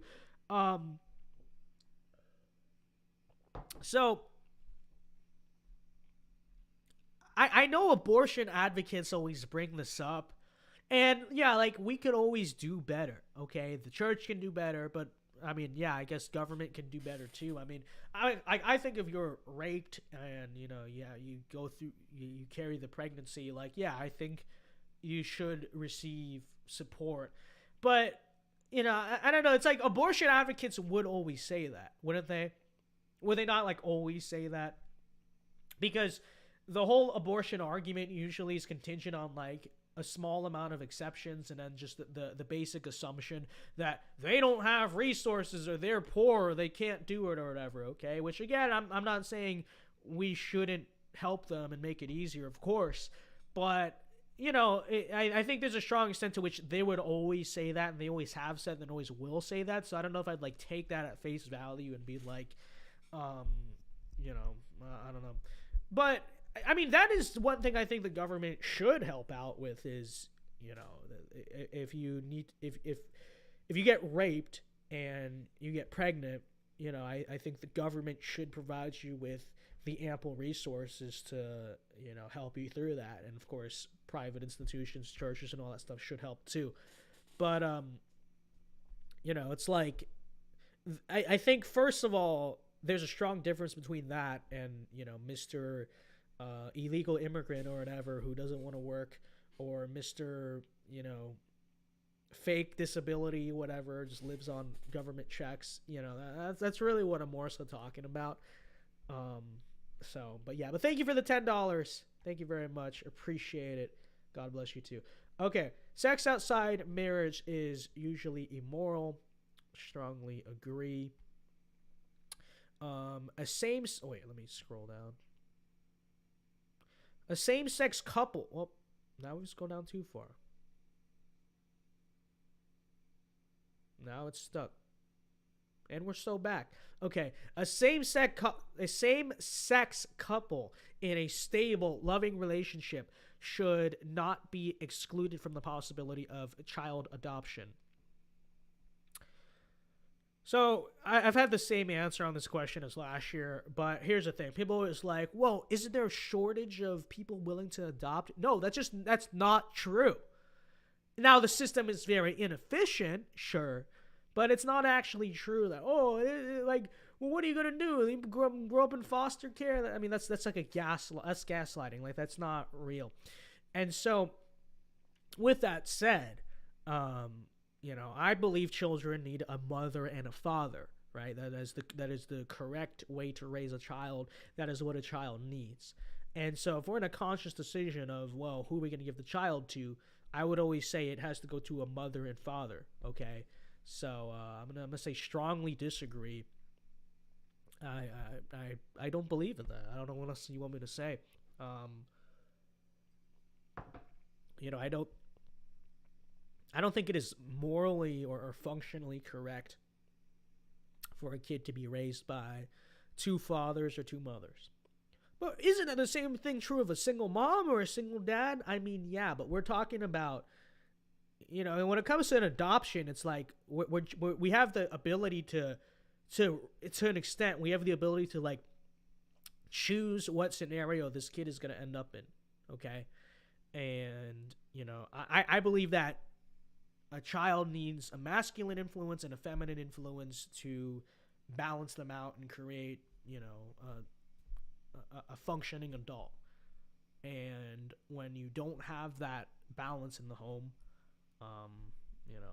you don't create a functioning adult. And so, yeah, real. Okay.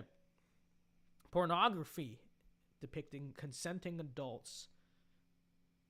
If it'll scroll. Oh, now it scrolled too far. Great. It's like a 3-second response time. It takes like forever. Okay. Pornography depicting consenting adults should be legal for the adult population. If I had it my way, in my society, I mean, how realistic is it? Totally. Well, trust the plan. All right? It might not be realistic now, okay? But if I had it my way, I will say yes, pornography would be illegal. So, strongly disagree. Now, let's address, this is a question that probably will cause some contention among some people. Okay, so, first of all, obscenity. Oh, what about the First Amendment? Obscenity is not protected by the First Amendment. Okay, this has been established in court ruling and all that stuff. And so, I consider pornography to be obscenity, right? Especially on like the internet and stuff like that. You know what I mean? Because, we always say, oh, well, the internet needs to be treated like the town square. That's what the conservatives say, because free speech and all that. It's like, okay, so what do you have in a town square? You have free speech. You have like the places you can go to buy stuff. Okay, so markets. Is it legal to walk around the town square showing obscenity? Being naked, right? So that's kind of the way I would see that. And then, I'm not the personal expert on this, but as we do talk about, and other people are better at talking about it than me, but as we do talk about sometimes, we know what porn is doing to a generation of men, is doing to society. It's destroying relationships, it's destroying brains. Mentally speaking, it's like worse for your brain than a lot of hard drugs are. It's destroying people. Society has a vested interest in regulating it and ideally banning it. It would go a long ways to, create young men conducive to a national renewal, right? Along with like the stuff in the food and whatnot.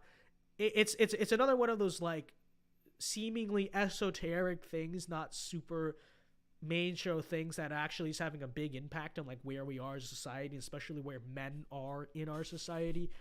And so, society has a vested interest in doing it. I mean, you look at what it's doing to young men today, 100%. And then it's like, is there a moral precedent? Is there a legal precedent to do that? There actually is. Yeah. The Supreme Court has established obscenity, number one, not protected by the First Amendment. And especially, it's like the big problem in our society is internet porn. Okay. It's not like, two people record themselves having sex for themselves. Okay. Like, I don't know. It is what it is. Like, that's, and even like, and I'm not saying I support this, but even like before the internet, it was a lot less accessible. It wasn't, just endless supply going around everywhere to every young man. Starting at the age, by the way, of like 11. Okay, I believe 11 years old is now the average age of pornography exposure for men. Okay, and so it's like, I would say first and foremost, internet porn is the biggest concern, which there's a lot of precedent in itself to regulate that. And then on just the broader question of like the distribution of pornography, like I said, that's not actually protected by the First Amendment. So it's a no-brainer for me. Maybe we can talk about that more sometime. John Doyle has a great video on it. I'm not actually the expert on the porn stuff. That sounds very weird to say. But it's true. It's true. I am not. Okay. But yeah. What would be the first step towards making pornography illegal? Unfortunately, it's so hard to imagine how we would get there.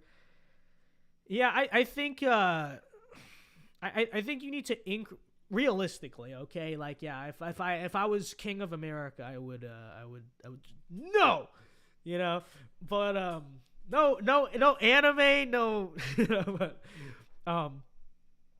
ideally, I think it needs to start with regulations on it. If you've heard recently, the state of Louisiana, common Louisiana W, by the way, now, like, you have to show your driver's license to go on porn websites.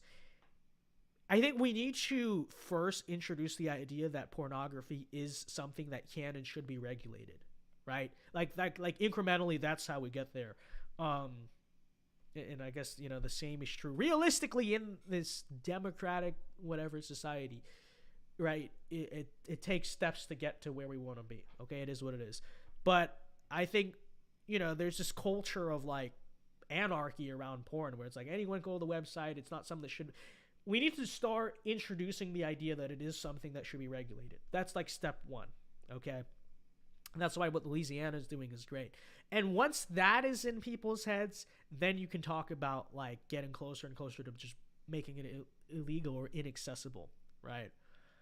But I think you start, if you want to talk about where to start the long march, you just have to start with saying we're going to regulate it more, right? Driver's license stuff, crack down on these sites or whatever, make them harder to access, okay?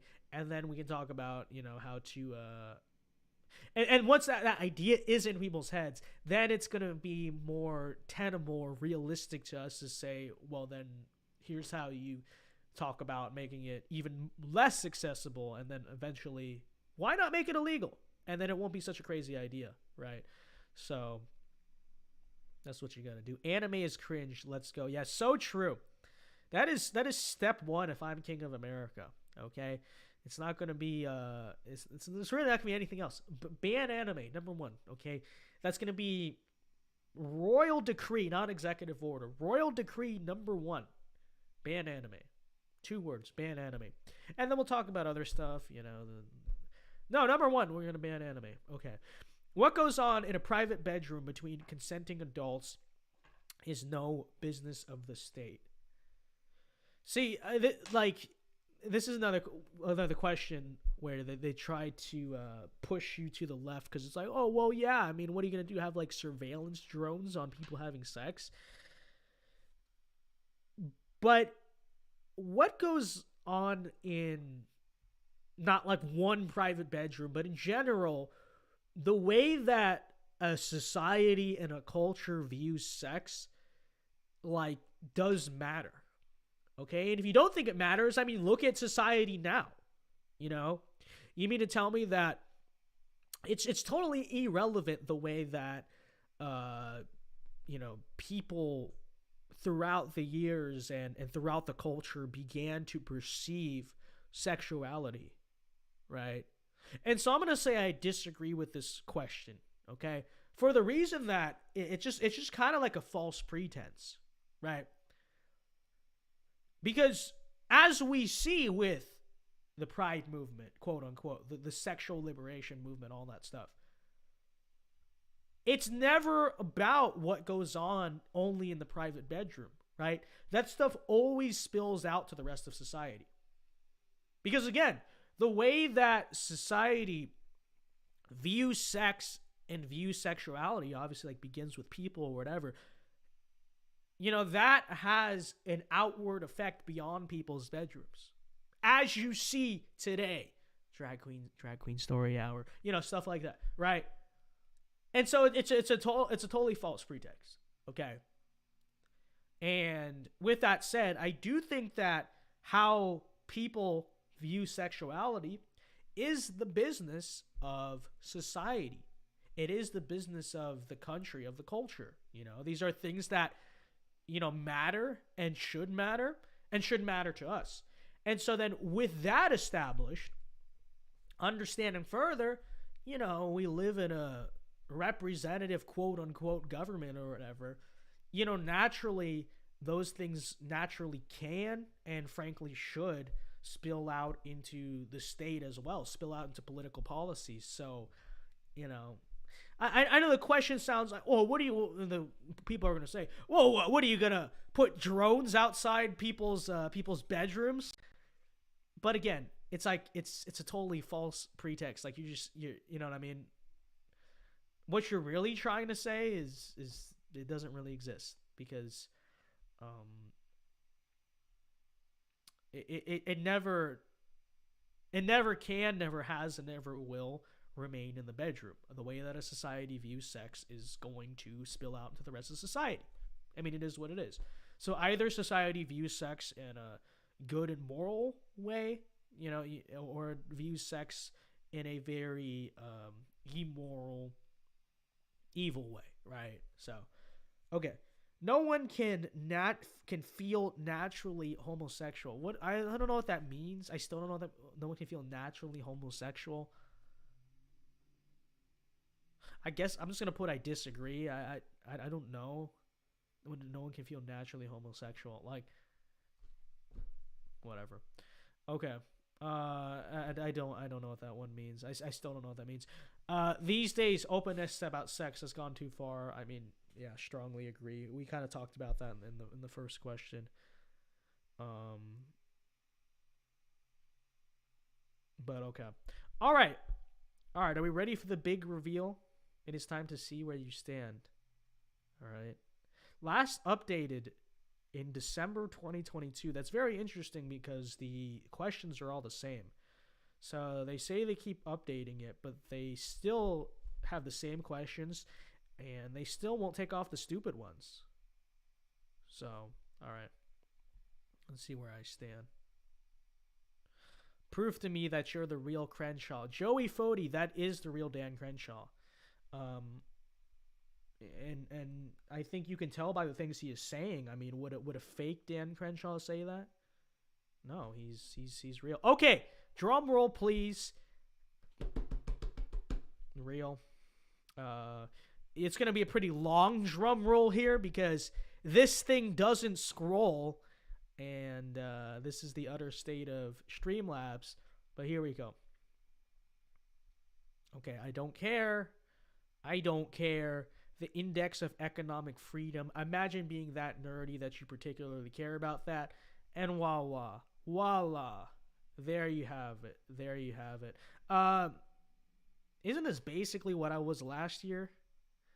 I don't know. I might have moved a little more to the economic right, but that's basically about the same. As I said, I predicted,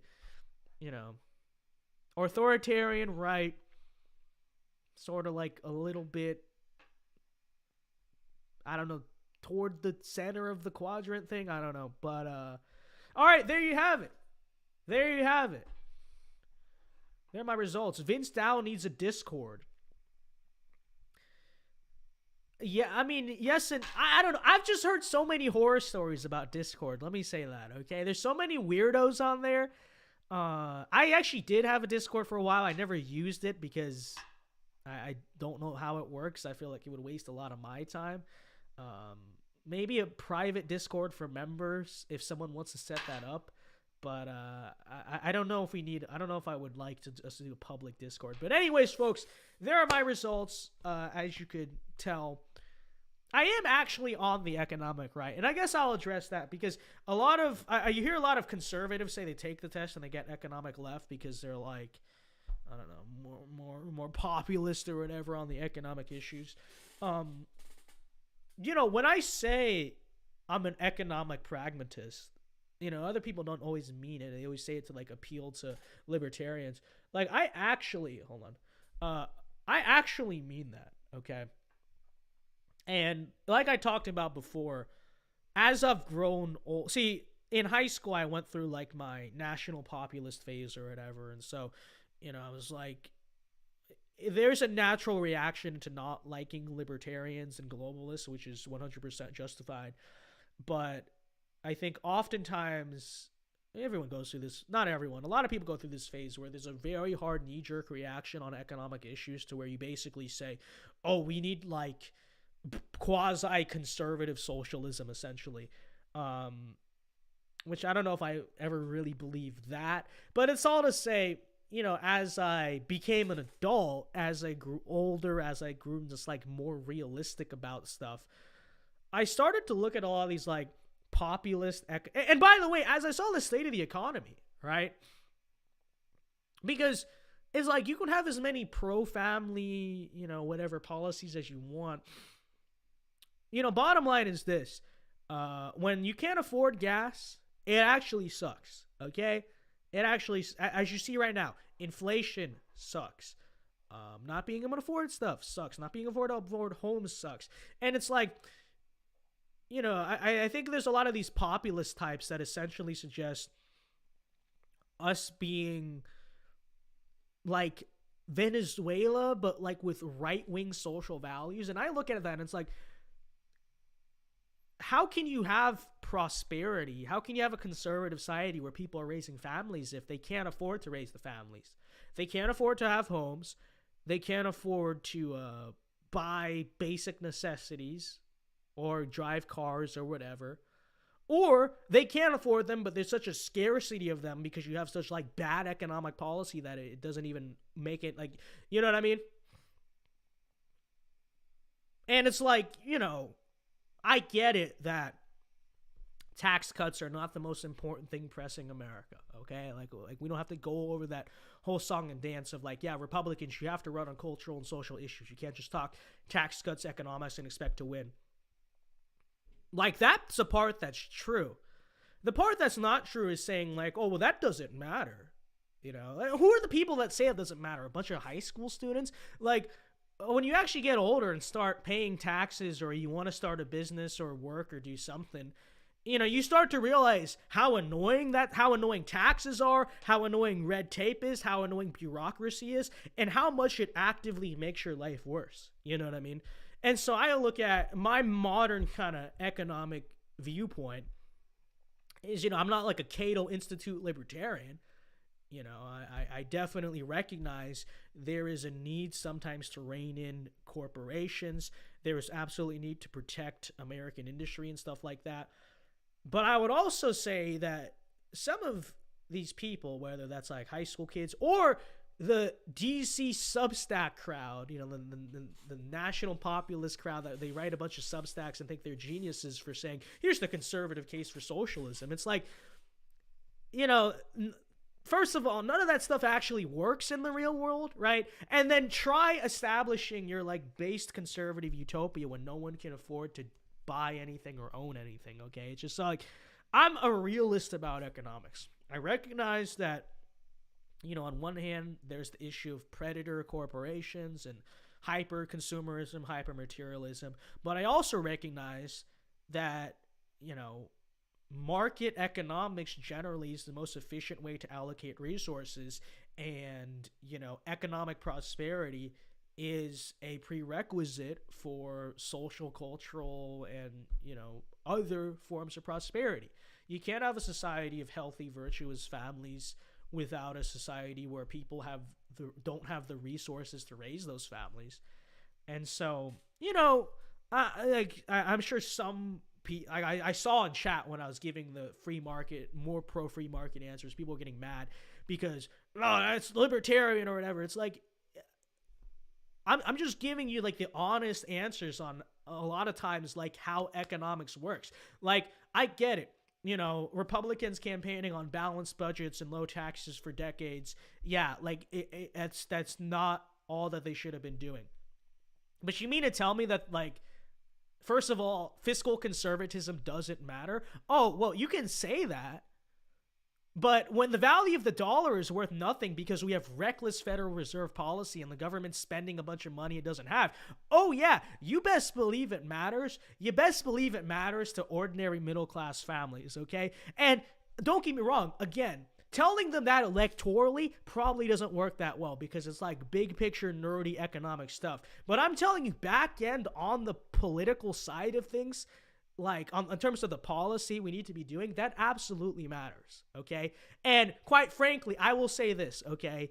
Once you graduate high school, you will realize that it matters. Or once you like leave DC and stop living this Substack circle where you all just write your Substacks and put them on Twitter and get like 2 likes on them and don't work for, I don't know, you're not like in college interning for some think tank in DC.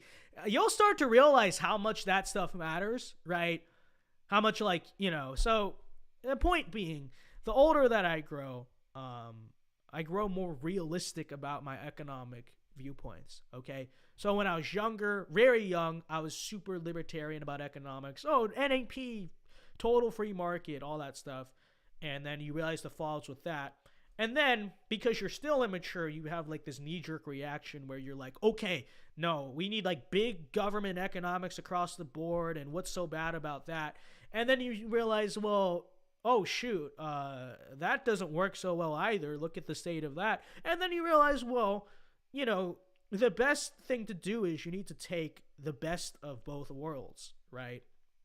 So we can take the protectionism and the reasonable common sense regulations on monopolies and stuff like that. And we can leave the rest of the LARPy stuff that just creates a bunch of inflation and doesn't work. And we can take the best aspects of the market economies that create prosperity and make life better and leave behind the stuff that, just causes hyper consumerism or the hollowing out of our country or whatever, That's my economic take. People can get mad. I'm sure people from both sides will get mad. Both sides of that question. I'm objectively correct. I don't know what you want me to say. I'm objectively correct, okay? Like, none of your LARPy ideas on either side actually work. That's just the truth. Neither of them work, okay? So, whatever. Yeah, MAGA communism, exactly. This idea that, social conservatism good, but we need, like, huge scale, like, paternalistic economic policies. Like, no, we don't. You're LARPing, Yes, there are things that need to be changed about, sometimes, yes, there are regulations we need to implement on the market to fix the state of things. Okay, we're not denying that, all right? But the idea that the solution is these large-scale, like, I don't want to even use the term big government, but that's basically what it is. Like, these large-scale, big government, fiscally liberal solutions to all of our problems. I don't know. Maybe the old heads in the conservative movement had a point about that stuff not working. Because when I look at the fact that since, the start of COVID or whatever, I think, like they said, half of the money in our money supply is like printed in the last 2 years, some crazy statistic like that. And I look at the fact that the government spent all this money bailing out businesses and whatever, and these huge COVID stimulus packages. And then you look at the impact that's had on our economy and inflation and all that stuff. How can you look at that stuff and tell me, actually, fiscal conservatism doesn't matter at all? We need MAGA communism, quote unquote. We need like my crazy like national populism, LARPy economic idea. It's like, no, like, yes, Republicans did make a mistake. The Reaganites made a mistake by overly ignoring cultural issues. But you're also making a mistake by pretending like the economic stuff is entirely wrong all the time. All right? Just the state of the situation. Vince, can you give your full thoughts on Jane Fonda? I don't know what else I have to say. She was a dirtbag communist. You know, she's a dirtbag communist. So we shouldn't take care of the American people because of big government. See, this is what happens. Like the populist types always come back and strawman me. That's not what I'm saying. What I'm saying is your big government oftentimes makes things worse for the American people. Okay, like, you know, forget welfare, stimulus, whatever. The most important thing is like the value of the dollar. Like the amount that you can buy with your dollar is like, we answered it when we talked about the inflation question. That is step one. It doesn't like you can give people money, tax cut, whatever. The most important thing to taking care of the American people, to bring prosperity for the American people in an economic sense, is step one, the value of the dollar. Without a stable money supply, you literally cannot do anything else, okay? And so what I'm saying is we need to be realistic about our expectations and recognize a lot of these like populist ideas or whatever are just gateways to causing more inflation. And again, it does, like, what's the point of, you know, giving people this or that if they can't afford to do anything with it because the inflation is so high? It's a big LARP. It's a bunch of nonsense, okay? You know, I don't know. You know? Like I said, the older I get, the more realistic I grow about these things, okay? And I get it because the neocons talk about free markets and the libertarians talk about free markets night and day all the time. Your natural reaction is to hate free markets. Like, I get it, okay? But the correct take isn't socialism, okay? The correct take is that free markets are not everything, and they're not an idol to be worshipped, and sometimes we need to do what's best for the society as a whole, whatever. But the idea that, like, free markets have nothing to offer and that they aren't, I would even go so far as to say, like, a mostly good thing, not always, but like 75% good thing, as compared to the alternative, I think that's just a bunch of nonsense.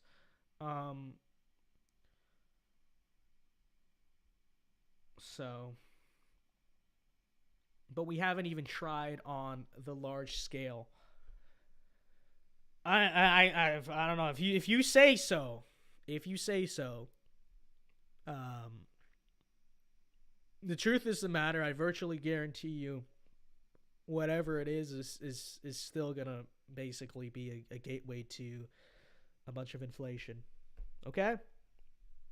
And, you know, observing what that does to stuff and getting older, I'm like, yeah, that's not good. Okay? It's actually not. You know, the whatever. I'm just that's where I stand. Okay, that's where I stand. All right. Paul Gosar's amendment to the big stimulus package would have given anyone $10,000 and still slashed the bill in half. There's so much spent that could be easily done away to overcompensate. I mean, I agree with that. That's not my issue. Of course, there's a lot of spending that can be cut. All I'm saying is that, you know, we shouldn't say stuff like the budget like doesn't matter. Like, who cares how much the government is spending? Okay. Of course, there's a lot of like That's the number one problem, is that the spending is so bloated. But all right. Anyways, like I said, there's the political compass. We will go into Q&A for half an hour or so here and then call it a night. So what's going on? Have we tried tax cuts for each child or incentivizing the creation of small businesses been tried in the last 50 years? Okay, but Robert Taft, who said I was against that? See, guys, I'm not attacking you personally, but this is what the populist types always do. When I remotely say, actually, socialism doesn't actually work, even if you have like socially conservative socialism doesn't work, they put words in my mouth. And then I still go on to say, well, but I'm not saying worship the free market. I'm not saying have libertarian economics. I'm saying we need to be realistic about the things we do and not do a bunch of nonsense that, like I said, creates a bunch of inflation, causes a bunch of more problems. They say, well, so you're against like pro-family policy or pro-marriage incentives. I literally never said that, okay? But this is what they have to do, because they really have like no. I'm not attacking you personally, but I'm saying a lot of these types, they have no honest response to the things I'm trying to say because they know it's true. So they have no choice but to strawman me and say, so you're saying we shouldn't support families? So you're saying we should have like no economic incentive to have children? It's like, I literally never said that. Okay, you guys are the ones in DC writing these national substacks about like the conservative case for as one example, okay? Like, what's his name? Was it Adrian Vermeulen or Sarab Amari? One of those two. He literally published a substack the other month about, and I quote, the conservative case for the $15 minimum wage. Okay? Which, like, we've heard a million times the economic arguments against the $15 minimum wage. Like, here's why it doesn't work. Wages, this and that. It's too much. You can't afford it. It's just gonna blah, blah, blah. Right? But he's going out here, and I'm pretty sure he's also written stuff before, like the conservative case for Medicare for all. And people like it and think it's based because it's like, we don't like the libertarians, we don't like the neocons. They talk too much about free markets and capitalism.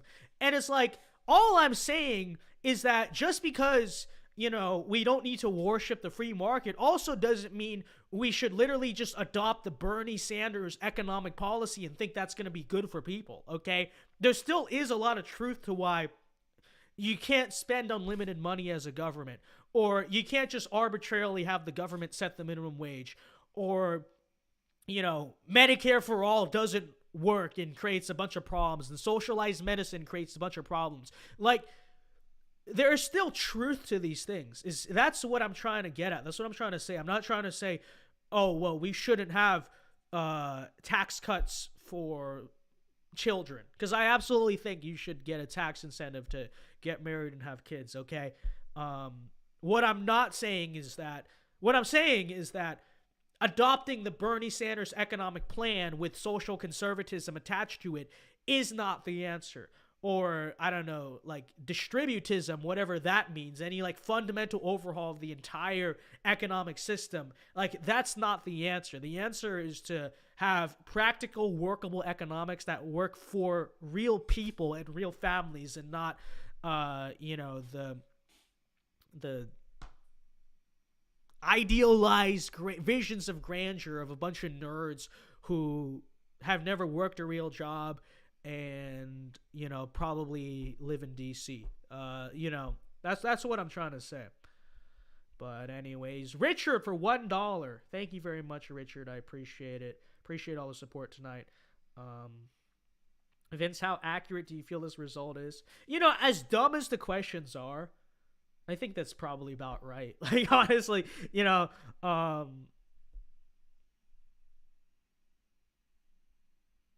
I mean, like, the questions are so stupid. It maybe if I was like I was arbitrarily plotting it, I put myself further on the right and further up, right? Maybe like so probably higher on both axes, but like generally it's not that far off, all things considered, if I'm being totally realistic. So Vince is the most based on Instagram. That's the first time I've heard that take. I feel like I'm actually more moderate on Instagram because I have a more like wider audience. But I'm surprised to hear you say that. But free markets de-incentivizes pro-family policy and small business, and I'm not a populist. I mean, how so? Like, yeah, like free markets don't incentivize government policy. Number one, but free markets are also necessary to start a small business. You can't start a small business if there's an insane amount of red tape to start a business, or if the businesses aren't even free, right? They're not even privately owned. If the state owns like all of the industry, then how would you even start the small business? Okay. So like, again, I never said 100% free market. All I'm saying is that market principles are still what works best for an economy. Okay. All right, what are your thoughts on LSU as a university? I'll be going to college in 2 years and need to find a good one that isn't too expensive. Are you from Louisiana? Yeah, I guess is the question. No, I mean I like LSU. I honestly like where I go to school personally more, but LSU a little bit underfunded of a school, but the sports are very funded, very fun, fun culture, all that stuff. So yeah, I mean I wouldn't most SEC schools besides Vandy and that's probably about it. Are pretty good choices. Just I would recommend with any college you go to, actually check out the school, tour it, see how much you really like it, see how much you really like the town, and then make the decision. But I'm very SEC pilled, as you guys know. Dan Crenshaw had bloody knuckles. The heck was that about? Ask Dan Crenshaw's right here in the chat. Why don't we ask him? Representative Dan Crenshaw always watches my content. As we know, that is the real Dan Crenshaw. Many are saying this. Gerard Vincent says, "Why didn't you attend an Ivy League?" First of all, it's not accepted into any Ivy Leagues. Now, I will say, all right, people don't say I'm coping, all right, but politics might have been a reason why. I'm not saying necessarily, but I had like a 1550 SAT, 4.7 GPA, all that stuff, right? So I was technically qualified, okay? But number one, I didn't get in. Number two, I still would not have gone. Number three, I'm not jabbed, you know what I mean? Which would also be a requirement at those schools. Number four, I just did not want to put up with that stuff. Number five, I want to be in a place with it doesn't have to be a totally like Liberty University scale, but a relatively with a decent amount of conservatives in the student body. And number six, it's expensive. Number seven, I just Ivy League types particularly annoy me. Number eight, the academics there would take up too much of my time, and I wouldn't have time to do this stuff. Number nine, I hate the Northeast. Number 10, I hate the Northeast, and that there you basically go. There's your reasons. Wasn't the pronoun guy in the Ivy League? Yes, he's a graduate of Yale University. So that is the great individuals I would be able to surround myself with on a daily basis. Look, I'm not counter-signaling totally the idea of going to elite schools and infiltrating elite institutions. I'm just saying, like, I mean, I go to college, so I guess that's an extent, but it's like, it's not entirely what I personally wanted either. Like, I spent all of high school fighting libtards and being, like, public enemy at school, and I was like, I don't really want to do that in college as much, and I go to school with enough conservatives where, we don't have to. We have our gang, we have our clique, but real. Mountain West schools are the best than the SEC. Whatever you say, Mr. Boise State. Okay, whatever you say. Being Asian might be a factor too. If they figure out you're a conservative via the internet, they're going to know you're Asian. Well, they didn't figure out via the internet. I wrote about it in my application. Literally in my college application, I wrote about everything I do. Which, to their credit, USC accepted me, Georgetown accepted me. Those were the two major schools that did. But because I was like, this is what I do, this is my life. Why would I want to go to an academic institution that does not accept that? So why would I even hide that? So I didn't hide it. I wrote all about it. I said, this is what I do. Plus, it was my biggest extracurricular was political activism, quote unquote, So, it was what would I have otherwise done, So I went to a semi-elite school, Infiltrate. I mean, I think my school constitutes semi-elite too. It's not a dumb school, okay? The Vincedao Manifesto on why not to go to Ivy League. So true. Number one, it sucks. Number two, they all have the guy from the panel.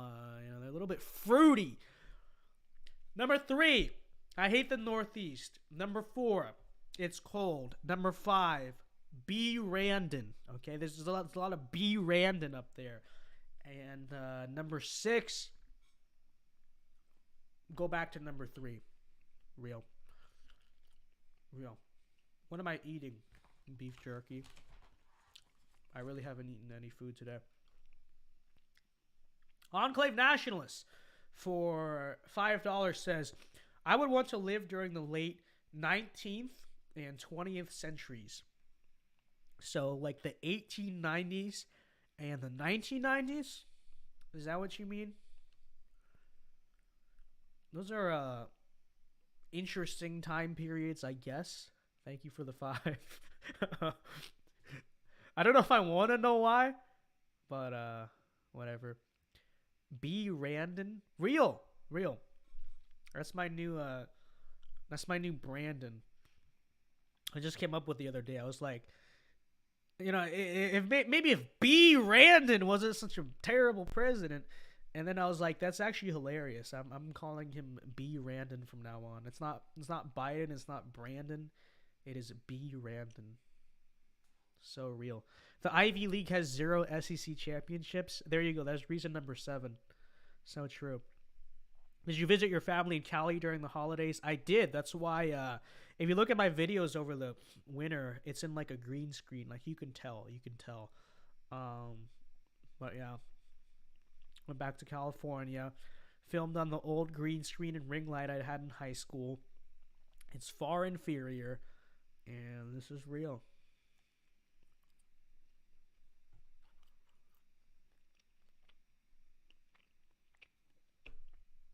But it is true. The Ivy League has 0 SEC championships. And to me, if you don't have SEC championships, you're just invalid. So this is true.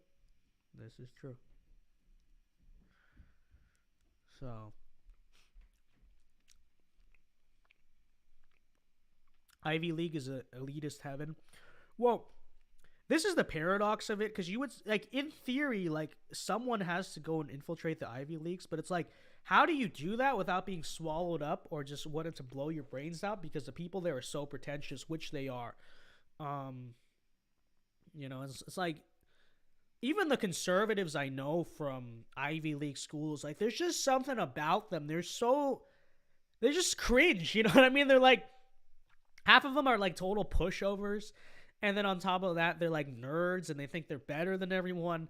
And it's and they're also nerds.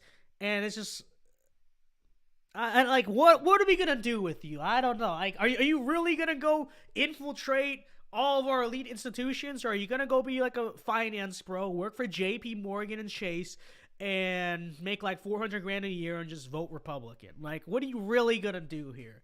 I don't know. Like, yeah, in theory, we got to do it somehow. I just don't see how. I don't know how. Are you still banned on Twitter? Yes, I am. Still waiting.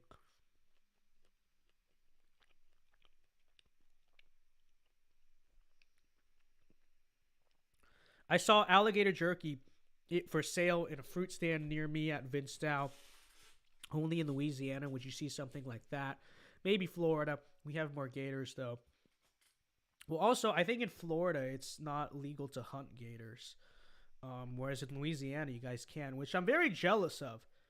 Because, the amount to which I would like to hunt, it just seems fun, Now, I don't know if I want to do the kill it with my hands thing. I kind of would like to just catch it sitting. They bathe, they bask in the sun.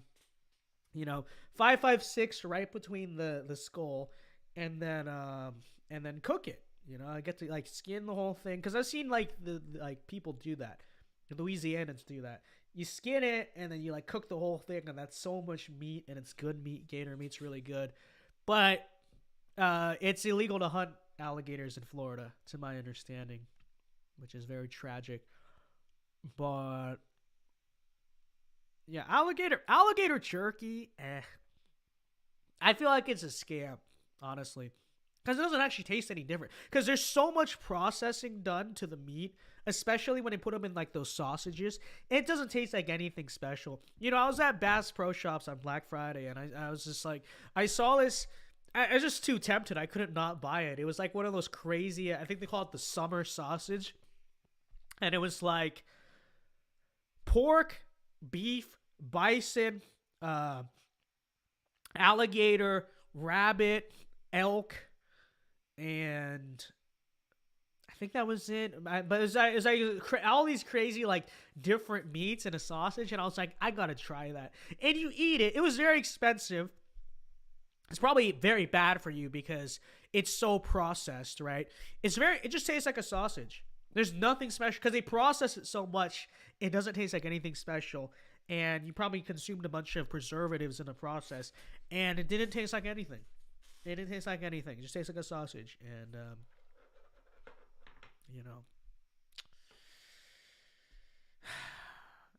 So I would very much suggest fresh alligator, like cooked alligator. That stuff tastes unique. That stuff tastes good. Alligator jerky is an overpriced scam. And I will have to say this. You can't hunt gators in Florida? Nope. At least from what I remember on Google, but I don't think so. They put animal meat from every region in the country in the sausage. Yeah. And listen, I couldn't help but I was too curious. I had to try it. But that's a lot of money I'm not getting back. It was $15. $15 for like one sausage like this big. It was $15. Okay? And it didn't taste like anything. It tasted like a sausage. It tasted like pork. You could hand me that, tell me it's pork, I wouldn't know the difference. Because they manipulate it so much, it doesn't make a difference. So, Vince, I meant to say late 19th century and early 20th century. Okay. Comment, enclave nationalist comment. Fried alligator sounds so good. No, it is good. It is very good. You're allowed to eat that in Florida. It just has to be from an alligator farm. I guess if you do it in the woods, who's going to know? But I disavow law breaking, obviously. So, real. But gators can hunt you. Hey, I ain't getting hunted by no gator. Real. I'm going to blow my nose really quickly because it is like visibly hurting my voice. So I'll be right back. Hold on. Let me After casually just unplugging everything that I had on accident because I'm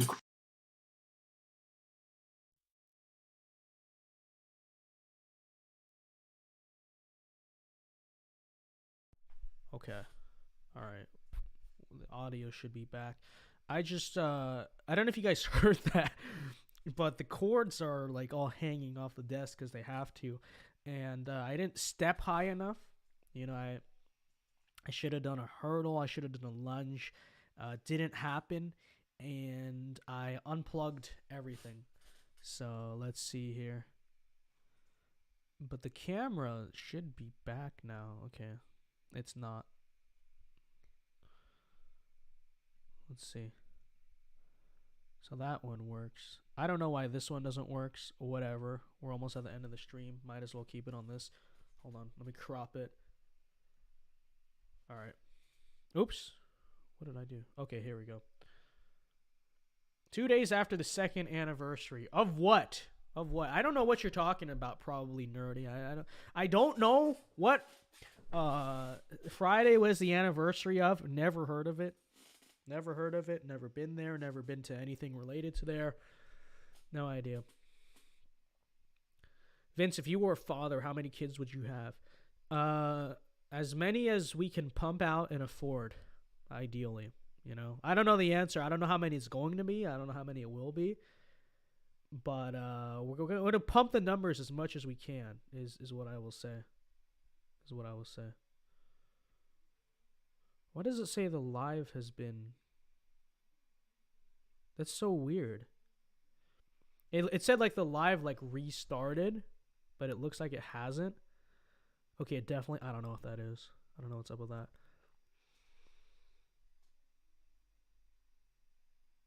10. I mean, it would be nice to have 10 kids. Realistically, it's not very doable, especially in the modern world. But I feel like 8 is the ideal number to me. Like the very like based and red pill number. It's probably never realistically gonna happen.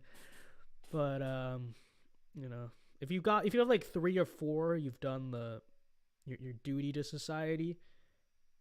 Beyond that, it's extra credit, I would say. It is a lot. You'd have to have them run around on like. You'd have to live on like a huge plot of land, and they all live on the farm, and it's like Little House on the Prairie or whatever. And that's what like trad cons sometimes need to understand. It's like if you want people to have families that big, there's literally only one way to do that, and it's to all live in the woods and live on a commune, quote unquote. But people say, oh, you can't do that because you gotta, the rural areas suck. We need to live in the cities because that's more trad. It's like, but how are you gonna have 10 kids? Explain this. Real. I have a few friends who are one of 14. I've never met that in my life. That's crazy. My mom is one of 7. But that's like it's like foreigner behavior, But I'm one of 1. Homeschooling. Well, if you're going to have 10 kids, you might as well homeschool. Oh, socialization. You live around your 10 kids. So, like, what else do you need? School them all. Okay? Yeah, until the ATF pulls up. Yeah, exactly. Vince, what are your thoughts on the Vietnam War? Haven't you asked me this before? I feel like we haven't talked about this so many times before. Yeah, as I grow older, I grow increasingly nuanced on the Vietnam War. I think we have a tendency to lump in a Cold War foreign policy with like modern neocon, globalist, interventionist foreign policy. And it's like, no. Here's the thing. Now the primary goal of American foreign policy is to spread, liberal democracy, quote unquote, around the world. That's what it's really about. It's values based, right? Why did we really take out Saddam Hussein? Because he didn't share the same governmental system as us, George Bush, New World Order, we have to make the world built for democracy and all this stuff, whatnot. And that's the post-Cold War, like, neoconservative vision of our foreign policy. But I view Cold War policy very differently, because our primary goal during the Cold War was not to really spread even our ideology or our system or, like, democracy or any such values. It was primarily just to stop the spread of communism around the globe, And look at the examples of it. South Korea. Did we prop up a liberal democracy? No, we propped up an autocrat. Same thing in South Vietnam. Same thing in Cuba. Whatever. And, the reason we did that is because we were not on some idealistic crusade for, democracy. We were just trying to stop the spread. And in many ways, it could be compared to, like, the slippery slope of Marxism in the culture today. We're trying to stop the dominoes, right? To stop the slippery slope of communism taking over the globe. And you can look at that through the lens of modern American foreign policy and say, well, what business is it to us? But, I mean, realistically, back then, like, I understand, what business is it to us that Middle Easterners blow each other up? I agree. But back then, you had a global superpower who was representative of the satanic ideology that is, the natural opposite and enemy of everything you believe in, okay? And what exactly were the leaders of old supposed to do? Just allow communism to spread around the globe and take over every country all the way till it reached America's borders? It's kind of ridiculous when you think about it. And it's important to note Pat Buchanan was a Cold Warrior. Okay, Pat Buchanan, kind of founding father of, like, the modern paleoconservative stuff, right? The modern America First sentiment. The guy who stood up to H.W. Bush after the Cold War and said, "What are you doing? We're not here to build a new world order. We're here to put America first." He said that in 1992, the Trump before Trump. He was a Cold Warrior. He was 100% on board with all the Cold War stuff. The difference came when he said, we were on a pragmatic, very unique crusade to stop communism. Now that that's done, we can return to the American foreign policy of old. Okay? And so when I look at the fact that even people like Pat were Cold Warriors, it's like, how can you really compare modern American foreign policy? Oh, let's go into Iraq for no reason. Let's go into Ukraine for no reason. Versus there's this satanic ideology spreading around the globe and, we need to contain it. Not even that we need to go conquer Russia. We need to contain it where it exists, And so that's really my view on Korea, Vietnam, all that stuff. Like, I view those interventions with a lot more favorable lens than I do the modern interventions of today. Grenada, all that stuff. Largely for that reason. And I mean, is it exactly a coincidence, folks, that, the anti-Vietnam War protesters were literally all of the worst people in modern American history? And what were they protesting about? It wasn't for America First foreign policy.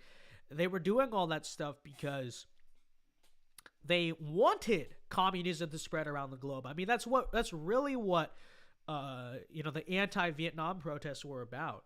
It wasn't about bring the troops home, America First foreign policy. And you see the evidence of that nowadays when, the same old Democrat boomers who marched against Vietnam are now saying on Twitter, send $2 trillion to Ukraine, right?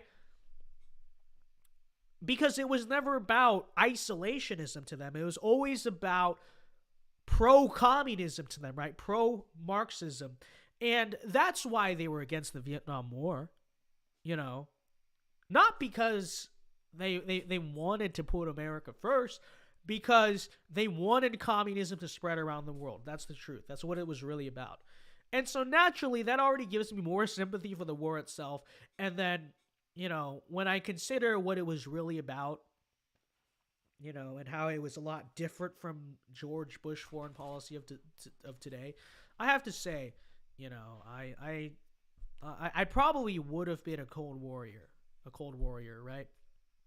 Now, I would argue today I still am a Cold Warrior, but, I view it as like the same battle of old, against, Marxism in other countries.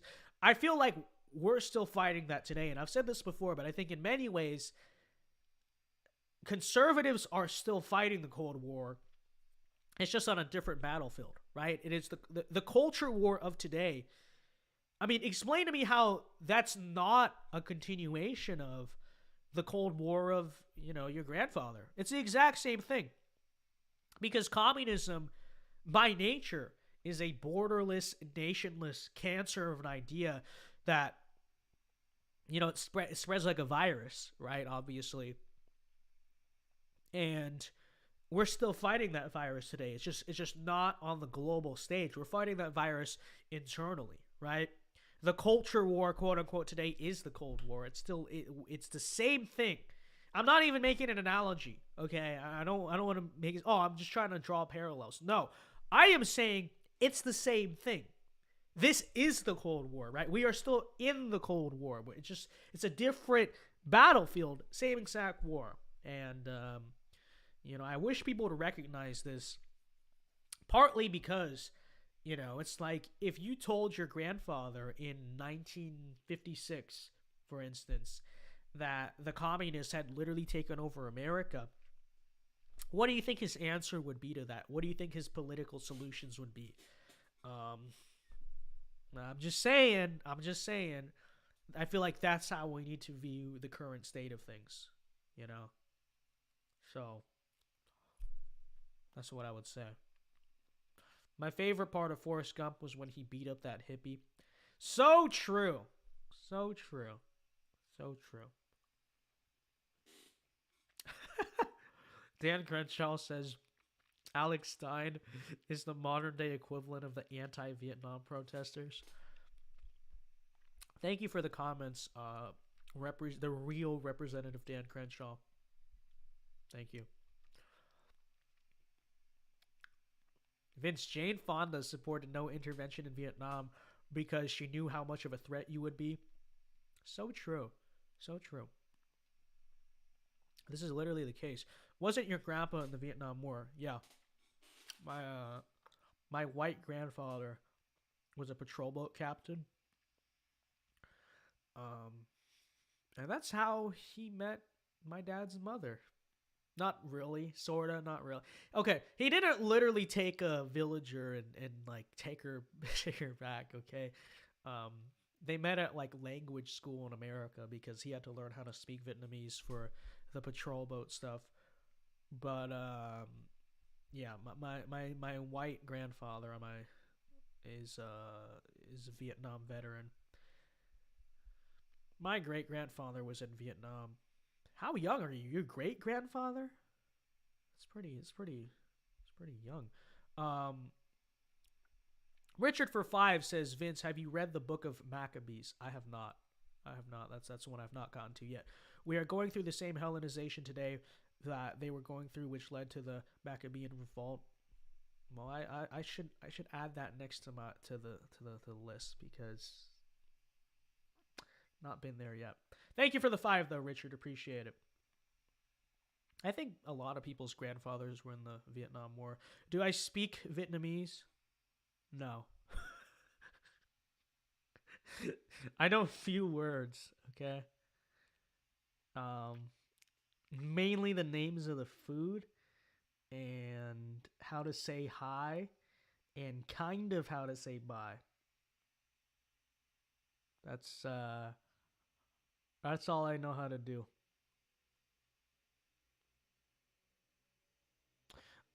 Now, I like, well, not really. It's weird because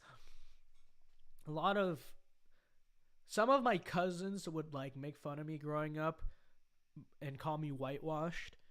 But But it's really weird because now that we're all older, these cousins in question. I'm not. I shouldn't even like talk about. I don't know if I should even say that. I don't know if that's appropriate to say. But I'm not naming them or anything. Okay. These cousins in question are now a bunch of leftists, and my older Vietnamese family is not down with that at all. Not that we particularly fight or talk about politics, but like the older Vietnamese people in my family are all Republican. Okay, like one of my uncles literally has a Donald Trump calendar. Okay, and so they all support this. Okay, they all support what I do. But it's very interesting because it's like, who's really the traitor to the family? Who is it really? Because I don't speak the language. The Ao Yai doesn't fit as well on me. But you're also a freaking communist. So how about you get out of the house? No, just kidding. No, just kidding. This is real though. This is real.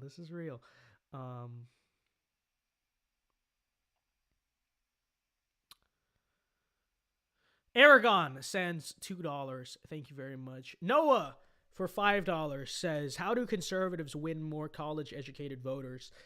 Their share of the population is increasing, and they're getting more and more liberal. It's complicated. It would be nice if the trade school thing became more mainstream because, yeah, don't get me wrong, our elites have to go to college, but part of the problem is too much of the general population going to college. And so, in terms of the future, we have to, like, take more control. And I don't mean, like, be a professor. No, that takes too long. We need to take more, like, political control over the higher education system so that way we create less libtarded, socialist, college-educated voters in the future.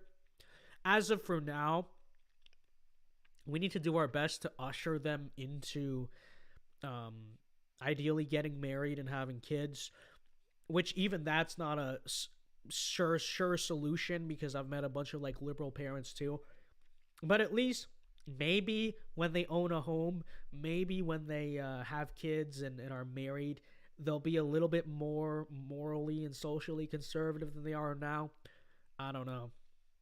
I look at the college graduates of today, and because I think there's a way I see the 40-year-old suburban mom who just Trump personality. I still see the light in her. You know what I mean? I see like the pathway to here's how you can make the appeal to her for Republicans. These kids who are fresh out of college, I really don't know what to say other than hopefully we can find a way to make them grow up because they are insane. They're literally insane. Like, you just have a bunch of straight up communists graduating from our institutions, and I don't know what you do about that necessarily, other than hope they like kind of grow more conservative by introducing them to more aspects of life, I guess. But like I said, even then, that's not a very sure solution. So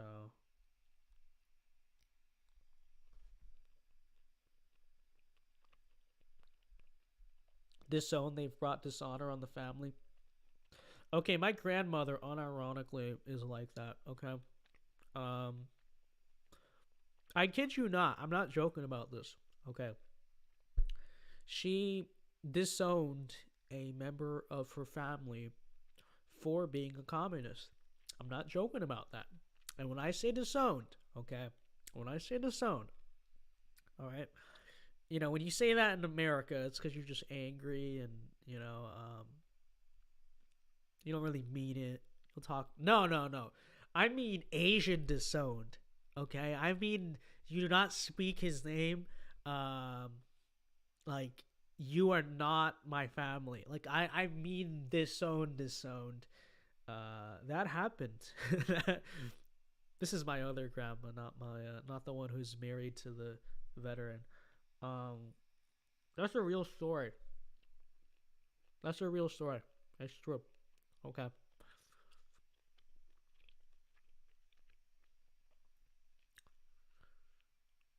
So,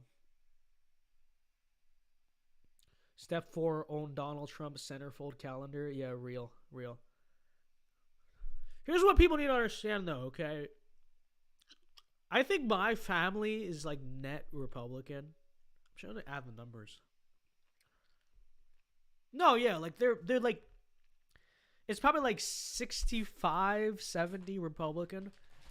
But do you think most ethnic or immigrant families are like that? No, they're not. And that's like part of the problem with the immigration system as a whole. You know, they're not exactly en masse sending over Cubans or Vietnamese. They're sending you know, Democrat voters, I guess we'll say. This is real. Base Vietnamese grandma. No, she is. You know what's funny? She's not assimilated. She can't even speak English. I kid you not. She can't speak English. But she votes Republican.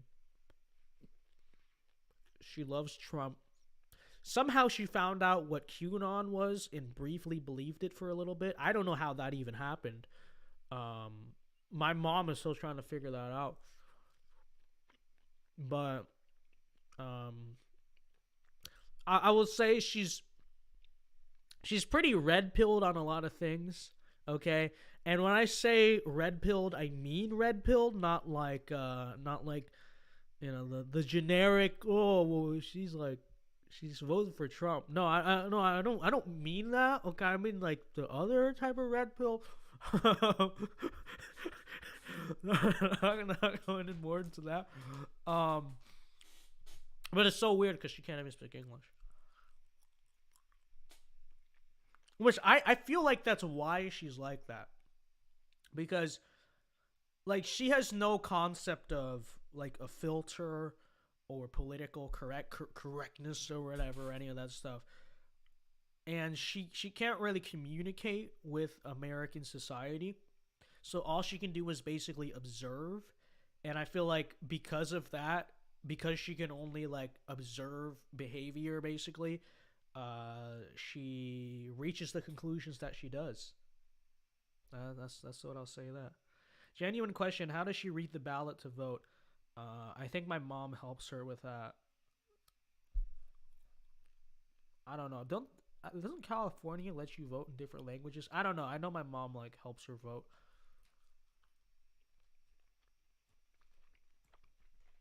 Do you know what else is red pilled? 20% off with 3 months food supplies and preparewithvince.com. So true. So true.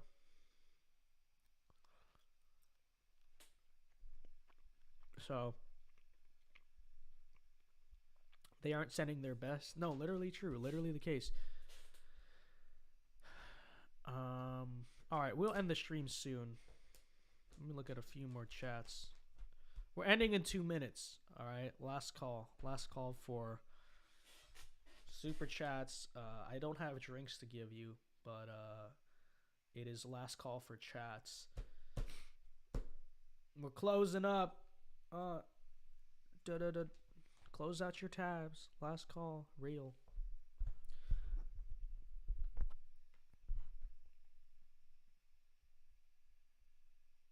It's been a great stream. Thank you very much. What is Ride of the Valkyries Enclave National? I don't know what that is. I'm gonna assume that it's something. It's yet another Fed post. I don't know.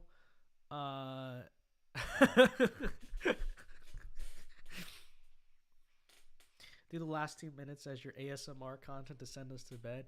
No, real. Actually, I have the mic to do that now. Do you guys ever like fall asleep to, well, I feel like the ASMR voice actually makes me uncomfortable and wakes me up more, but each to their own, you know. Yeah, I feel like this is just creepy. Like this makes me uncomfortable. Um it's a Wagner song, You Zoomer. Isn't that called Flight of the Valkyries, not Ride of the Valkyries? I literally like I just because Enclave Nationalist sends it, I assume he's making a reference to something. Okay, okay. I do know, like, I thought it's called Flight of the Valkyrie, like that song. Yeah, dun, dun, dun, dun, dun, dun, dun, dun. Yeah, I know that song, but you know, he probably means something else by it. So I just can't. All right, I don't know. Real ASMR voice certainly makes me uncomfortable. Doesn't it make everyone uncomfortable? Real. But I hope you all have a very good night's sleep. I hope the Lord blesses you with a great sleep. Have you ever heard like the there's like those prayers that are designed to make you fall asleep too? But the thing is, they don't talk with ASMR voice. I don't know why I'm doing that. This is just making me very uncomfortable. I'm gonna stop. Okay. All right, guys. With that being said, thank you very much for tuning into that stream. No, it's that song, and the name is Ride of the Valkyries. Well, see, you never ask an innocent question, so, like, why are you asking me that? Does the song have origins in, was a song a song for... Wait, how could it be, though? I've heard, like... I'm pretty sure it's an American song. What? Oh... All right, you know, whatever. Good night, everybody.